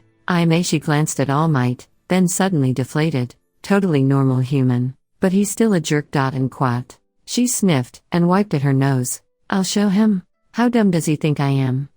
And quat. Pretty dumb, May stated flatly. You are not very smart. And quat. Aqua glared at May, her nostrils flaring in anger and fists balled at her sides. Wait, Aqua, you still have your healing powers, right? Izuku asked, hoping to distract them both before a fight was started. Huh? Aqua turned to Izuku frowning. Yeah, mostly. I guess they're my quirk or whatever now. Why, you hurt yourself again? And quat. No, it's my friend here. And quat. Toshinori Yagi, All Might spoke up, giving a small bow from his seated position to Aqua. I'm a teacher here. I do have an old injury that bothers me. He coughed, and when he removed his hand, there was blood on it. It's pretty painful, actually. And quat. Oh. Aqua was instantly all attention and smiles. Well, if you're a teacher, maybe you can help me with Mr. Aizawa if I heal you. I'm really quite talented, you know. I know the most powerful healing spells around. Some people would even say I'm a goddess of healing, you know. And quat. So I've heard, All Might said dryly. Do you need to? And quat. Aqua stuck her hand out to touch All Might's chest. Heal. Oh, wow, yeah, you're pretty messed up. And quat. All Might blinked. Wow, I feel a lot better. That's amazing. How did you? And quat. Sacred greater heal, Aqua cried, a blue aura surrounding her and Toshinori. When she removed her hand, All Might was back in his muscled form. Ha! Ha ha! Ha ha ha! All Might laughed, flexing as he leapt to his feet, for once not feeling the stabbing pains that missing most of his stomach had caused. Incredible. Amazing. I feel 20 years younger. Thank you, Aqua, from the bottom of my heart! And quat. Hold on, there's something else, Aqua muttered, sticking her tongue out of the corner of her lips and poking at All Might's chest in different places. You got a disease or something? No, it's not a curse either. It's like something's missing from you. And quat. Oh well, All Might stammered, looking awkwardly to Izuku. Hey Midoriya, come over here, Aqua ordered. He feels like you a little bit. And quat. Huh? Izuku said, but Aqua grabbed his hand and dragged him over. Yeah, okay, I see. Right. No problem at all. You're lucky I'm such an amazing goddess. Someone used some sort of skill drain on you, but don't worry, I can fix that. Sacred restoration! And quat. This time the glow enveloped nearly the entire room, and All Might let out a gasp of shock. When the glow faded, Aqua stepped back and winked at All Might. Don't forget, you owe me big time now. I restored that skill you were missing, but it's going to take a little while for your stamina and MP to fully come back. You've got a little bit right now, but you should be able to be back on your feet in no time! And quat. All Might was once more gaping. He looked at Izuku, shaking his head. Midoriya, did she take your quirk? And quat. Huh?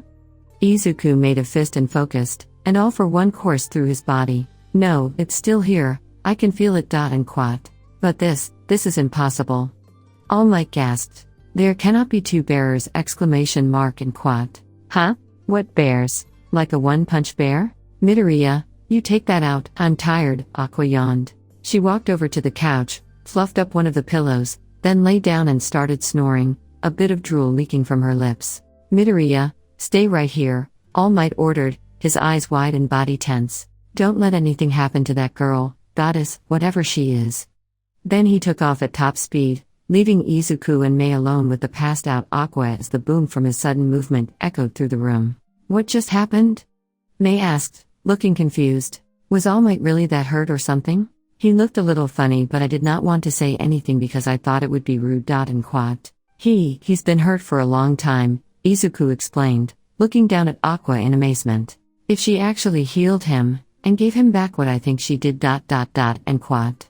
A few minutes later, Principal Nezu rode into the teacher's lounge on All Might's shoulder. It's me, the principal, here to answer all your questions! And quat. Can I have one of those giant robots? I've always wanted to take them apart and see how they work, Mei demanded eagerly. Well, perhaps not all your questions, Nezu admitted. He hopped down, putting on a pair of spectacles and slipped out a piece of paper from his lapel. Yes, let's see. Aquamizu. That just means water, so it's a bit of a strange name, but I also have Tetsu over in 1B, so not by that much. Her quirk is registered as Archpriest. She was let in on recommendation due to her quirk possessing incredibly potent healing abilities and potential benefit with our own recovery girl in case of emergencies. She's supposedly from Konosuba Middle School in Yanagawa, which has never actually existed despite us admitting more than 10 other students from it. Interesting. Midoriya, Hatsum, you're certain she's a goddess from another world? And quat. Well, she can raise the dead, which seems pretty goddess-like to me, Mei said with a shrug. And it was definitely another world. We even learned French and German! And quat. Wait, really? Izuku asked. Oui, tu ne te souviens pas? Ils ont mis les autres langues dans notre tête, Mei grinned. And yet somehow, Izuku understood her perfectly. They speak French and German in other worlds? Nezu asked incredulously, and more than a little interested. Nezu, this girl restored every organ that had been ripped out of my lower abdomen, and reversed the associated damage from the attack with hardly more than a touch, while restoring one for all to me, somehow. And quat. All Might said the last bit much more quietly. It's not as strong as the original, there isn't as much stored power, I can sense it. But now, it's still more than the embers I had before. I can go back to being the #1 hero. I can help people again. This changes everything. And quat. This is indeed a very strange twist. And quat. Nezu admitted. I was wondering just why I approved a third hero course, as I could not see why we would admit that many people. I looked into the budget. We received several very large donations to open a third first-year hero class, along with recommendations for an additional 17 students. Some of which, as you've no doubt noticed from my previous listing, do not quite fit. Including this young lady here. Midoriya, Hatsum, would you mind looking at this for me? And quat. Sure, Izuku said, and he and Mei sat down with a list of the first-year students. Well, I am different. There are only 19 students in the support course. I am missing, Mei declared, taking out a highlighter and circling her own name on the sheet. Yeah, and then there's all the new students in our class, Izuku agreed. Mei, do you recognize any of these names? And quat. Well, some of them are obviously strange, like these sisters, Rem and Ramakuma from 1B. I do not remember them at all, or this felt Lagunica.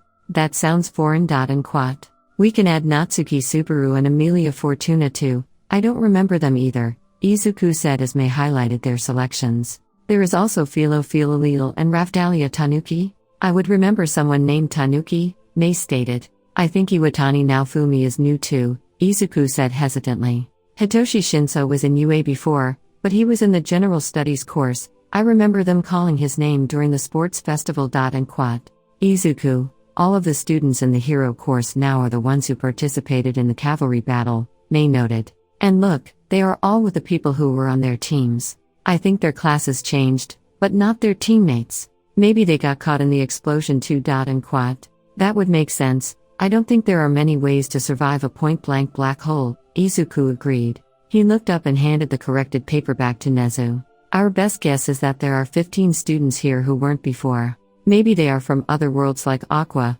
but we don't really know. 2 students also came in from other courses. And quat. Right. We'll begin our investigation immediately, Nezu said with a nod. Hurry back to class, take Aqua with you. I'm writing a note to Aizawa, give it to him and he should understand. We have protocols in place for this. And quat. You have a protocol for students from another world showing up at your school? Mei asked, wrinkling her nose in disbelief.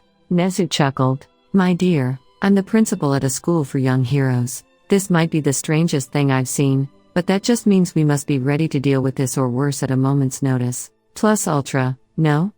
Nezu grinned. Hey Aqua, time to wake up, Izuku whispered, gently shaking the former goddess. Just 5 more minutes, Aqua mumbled, batting at Izuku's hand. Sleepy. And quat. Kazuma is drinking your liquor, Mei said. What? Where? I'll kill him. Aqua snarled, jumping up, her eyes wild as she searched the room for her phantom booze. Izuku sighed. He's not, but we have to go back to class now. Come on. And quat. What if I don't want to? Aqua harumphed. Aizawa was super mean to me, sending me after things that don't exist! And quat. Why did he do that? Mei asked curiously. Well, he gave us our class schedules, and I told him that we didn't have nearly enough creative classes. Math, science? Those are boring. Young developing minds need art classes, like painting, sculpture, pottery, and music. He told me that art had nothing to do with being a hero, so I drew a picture of him as an ugly troll and told him that was what was going to happen to us if we didn't take art classes. And then he sent me to go find the left-handed screwdriver and headlight fluid. And quat. Aqua dug a piece of paper out of her pocket, unfolding it to display for all to see. It was a rather striking portrait done in pencil of a man that was unmistakably Aizawa, but with his features ever so slightly distorted so that he went from unkempt to hideous. Wow, that's a really good drawing, Mei laughed. It looks just like Mr. Aizawa! And quat. May I see that? Nezu asked, extending a paw. Oh my gosh, you are so cute. Aqua cooed, petting Nezu on the head. I didn't know this world had talking animals. What other races are there? And quat. Aqua, that's the principal. Nezu, Izuku whispered. You should be more polite. And quat. Huh? Aqua said, giving Izuku a vacuous look. But he's so little. And quat. While I accept the compliment, I will let you know that under any other circumstance I would respond to treatment like this quite violently, and then expel you, Nezu said in a jolly tone. But since it's your first day in this world as a mortal human, I'm going to make an exception. Go back to class, young lady. And quat. Tears welled up in Aqua's eyes, and her lip trembled, but she stood and bowed, presenting the drawing to Nezu, who accepted it. I am very sorry, she whispered, then turned for the door. Come on, I'm just a dumb, human girl. And quat. Aqua forgot her tears quickly enough, joining in with Mei as she began to hum as they walked through the halls. Soon, Aqua and Mei were both skipping along to their improvised melody. Izuku couldn't help but be slightly jealous of Aqua. Despite her faults, she seemed to bounce back to a positive attitude fairly quickly. Maybe ignorance really was bliss. When they arrived, Izuku glared at them. Finally decided to rejoin us, did you? Did you figure it out? And quat. Yes, you're a big and quat. May whispered something in Aqua's ear, and she changed what she had been going to say. Nice teacher, who is trying to help me learn. I am very sorry and I will do better next time. And quat. Then Aqua bowed. Sorry sir, the principal and All Might pulled us in for a conference, Izuku explained with a bow of his own, handing the note to Izuku. All Might? Nezu? What on earth were he? And Izuku's eyes raced over the note, and he blinked. Then he looked up at Izuku, eyes narrowing. Then his eyes shifted around the room, falling on each student in turn. This changes things. Take a seat. And quat. Izuku took his seat, and Kazuma sniggered. How long did it take her? And quat. Huh? Izuku whispered as Izuku went to the board and began writing. How long did it take Aqua to realize there's no such thing as a left-handed screwdriver or headlight fluid? That's one of the oldest pranks in the book, Kazuma chuckled. What? You knew? You stupid NEET. Aqua snarled, reaching out to smack Kazuma with her rolled-up notebook. Special circumstances aside, misbehavior will still be punished, Izuku spoke out, his back to the class as he wrote on the board. Izuku glanced up, then did a double take. Sir? Ida asked, his voice shaking as sweat beaded on his forehead. What is that? And quat. Izuku turned around, having drawn several globes with rough continents on them, 2 clocks and calendars, and a set of characters that read, multiverse theory and time travel. So, Izuku said, a wide, unsettling grin on his face. Who wants to explain to me why my quirk didn't work on Megumin earlier? And quat. Oh shit, Kirishima groaned. Damnation, Todoroki growled. We were not perfectly prepared for this. Momo, what's our contingency plan? And quat. Well, I could try a dominate mind spell and try to alter his memories, but I really don't think that's a good idea, and I'm not really certain Mr. Izuku is our enemy, Yaoirozu said reluctantly. We could fight our way out. Kaminari suggested. We can take him! And quat. That's your solution to everything, Ida sighed. And do you really think if we beat Mr. Izuku that would solve anything? And quat. Yeah, and like the rest of us would just sit here while you go to town on Teach, Bakugo laughed. Crap, you figure it out, or did the nerd tattle on us? And quat. Actually, Midoriya handed me a note that simply had a code phrase that indicated a paranormal event had taken place, one that could involve either an alteration to reality, or the intersection of a separate one. And quat. Izuku explained, starting to pace back and forth at the front of the room, eyes never leaving the view of his students. It could have simply been a reality-bending quirk, those have emerged before. But a few things didn't add up. For one thing, Ms. Fukuato, who you may know as Ms. Joke, has told me many times she dislikes UA and our elitist attitude. I recall her telling me that as recently as this spring. And yet, here she was, a newly hired teacher at UA. She herself was somewhat confused as to her state of mind when we had lunch together. And quat. Secondly, you all behave more comfortably around one another than you should for a group of students who should, by and large, not know each other barring a few exceptions. Several of you even behave like couples, and not simply awkward teens who are just beginning a relationship, but people who have known one another for some time and are quite comfortable. And quat. Why do you give a damn if we're dating? There's some sort of school policy against that? Kazuma demanded. That'd be real stupid. We're teenagers. We get horny sometimes. And quat. And then there's your attitudes towards me, Izuku continued over Kazuma's remarks. The vast majority of my students are at least a little intimidated on their first day of high school. Even those that are not treat me with a certain degree of respect as a teacher and pro-hero, mostly because they know if they push too far they could prematurely end the career they have been training years for. Right now, most of you seem to view me as somewhere between a peer and the mentor, but not someone with a great deal more experience than you. And quat. Like to know how many demon kings you've beaten up, Aqua muttered, then squeaked as darkness kicked her chair. Izuku's eyes narrowed slightly, but he pressed on, noting the complaint. Then of course there's the fact that I attempted to cancel out Megumin's quirk when I realized she was going to do something phenomenally stupid and egregious, both for the simple task of hurling a ball as far as she could, as well as at the risk of nearly everyone around her possibly unprepared.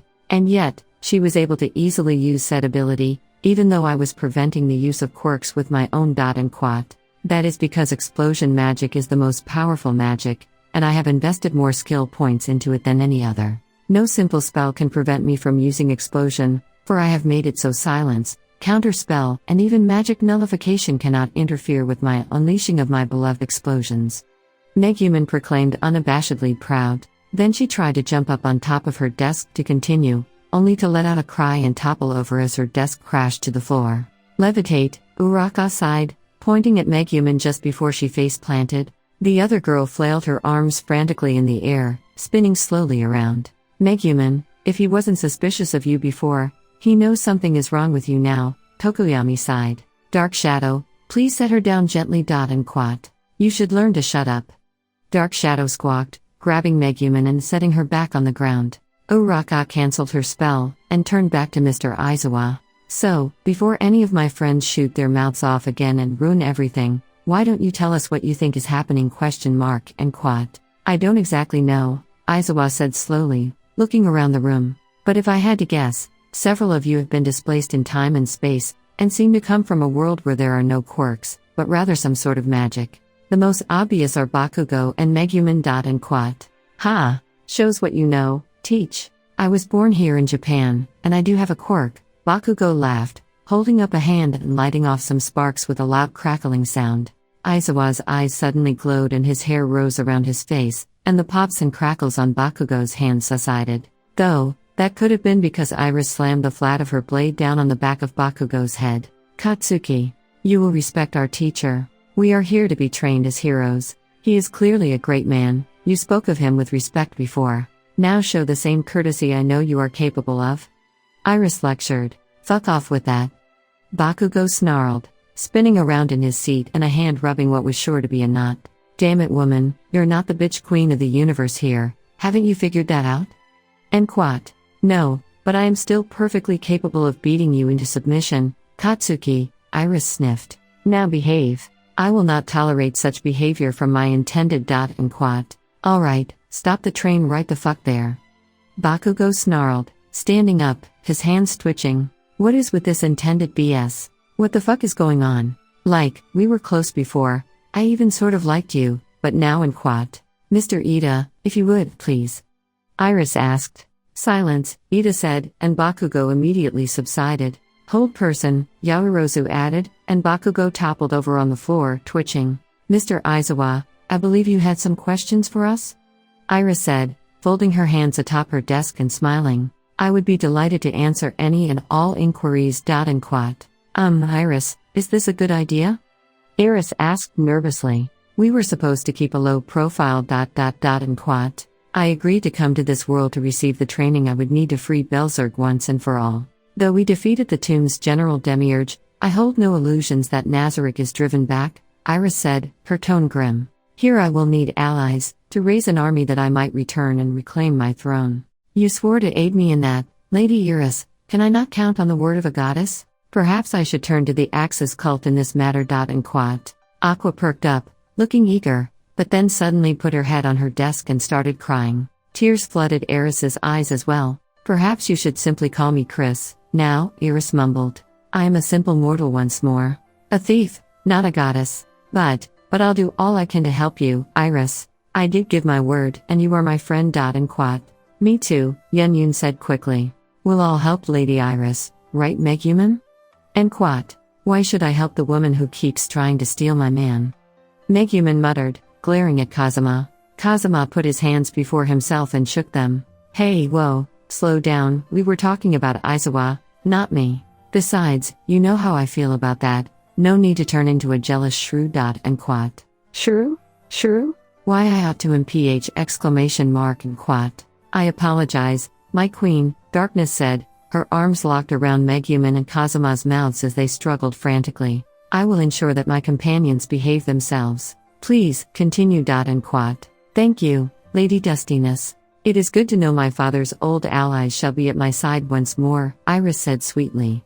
Then she giggled and waggled a finger at Kazuma. Now big bro, behave yourself. Is this any example to set for your little sister? And Quat. Kazuma stopped struggling, then rolled his eyes and shook his head. Darkness set him and Megumin back down, giving both of them a stern glare before going back to her own seat. Well, Aizawa deadpanned. I thought I'd been given a bunch of chunny lunatics for a class. It seems there is a much worse type of madness here. And quat.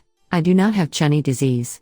Megumin snapped. I am merely a proud member of the Crimson Demon clan. I refuse to allow my culture to be mocked in such a manner! And quat. Megumin, just stop. Our clan's ways were embarrassing enough back in Belzerg, Yenyun groaned, trying to hide her face in her hands. Don't you know the saying? When in Elrode, do as they do. And quat. Megumin glared daggers at Yenyun, but managed to shut up for once. So, I take it you actually think you're some sort of lost queen from a faraway kingdom who seeks to reclaim her throne? Izuku asked, leaning back against his desk. Have you managed to convince all these people to share in your delusion? And quat. With a sudden blast, Bakugo leapt to his feet, breaking the spells as his axe swept into his hands in a storm of fire. Smoke billowed from the heavy double-headed blade, and he panted, his eyes glowing red as a menacing aura surrounded him, dark smoke seeming to form a great pair of wings at his back. She's the real fucking deal, Bakugo growled. And if you want to talk shit about Queen Iris, you gotta answer to me, understand? Because I am the shield of Iris' stylish sword Belzerg, and I will fuck up anyone who disrespects Her Majesty. Even you, Teach. So are we going to have a problem, or not? And quat. Izuku regarded Bakugo calmly. Why don't you take a seat? It seems we have a great deal to discuss. But in my classroom, you're my students, and I am the teacher. Continued disrespect will result in expulsion. Are we clear on that? Bakugo ? And quat. The flames and smoke vanished, and Bakugo lowered the axe. He grinned in his usual manic fashion, but it was less of a threat than it had been. Yes, sir. But what I said stands too. I died once to protect Iris' honor. Getting expelled is a damn walk in the park in comparison. And quat. With that, Bakugo sat back in his seat, setting his axe beside his chair. Izuku eyed his friend with concern. Something was very different about Bakugo. And what was this about him dying? Alright then. So, Iris, you are the queen in exile of this place called Belzerg? Izuku asked. Yes.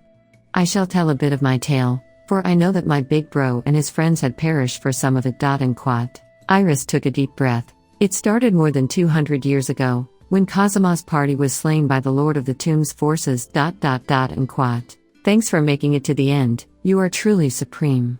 I hope you enjoyed, and if you did then leave a like and comment below. And subscribe so you don't miss more uploads.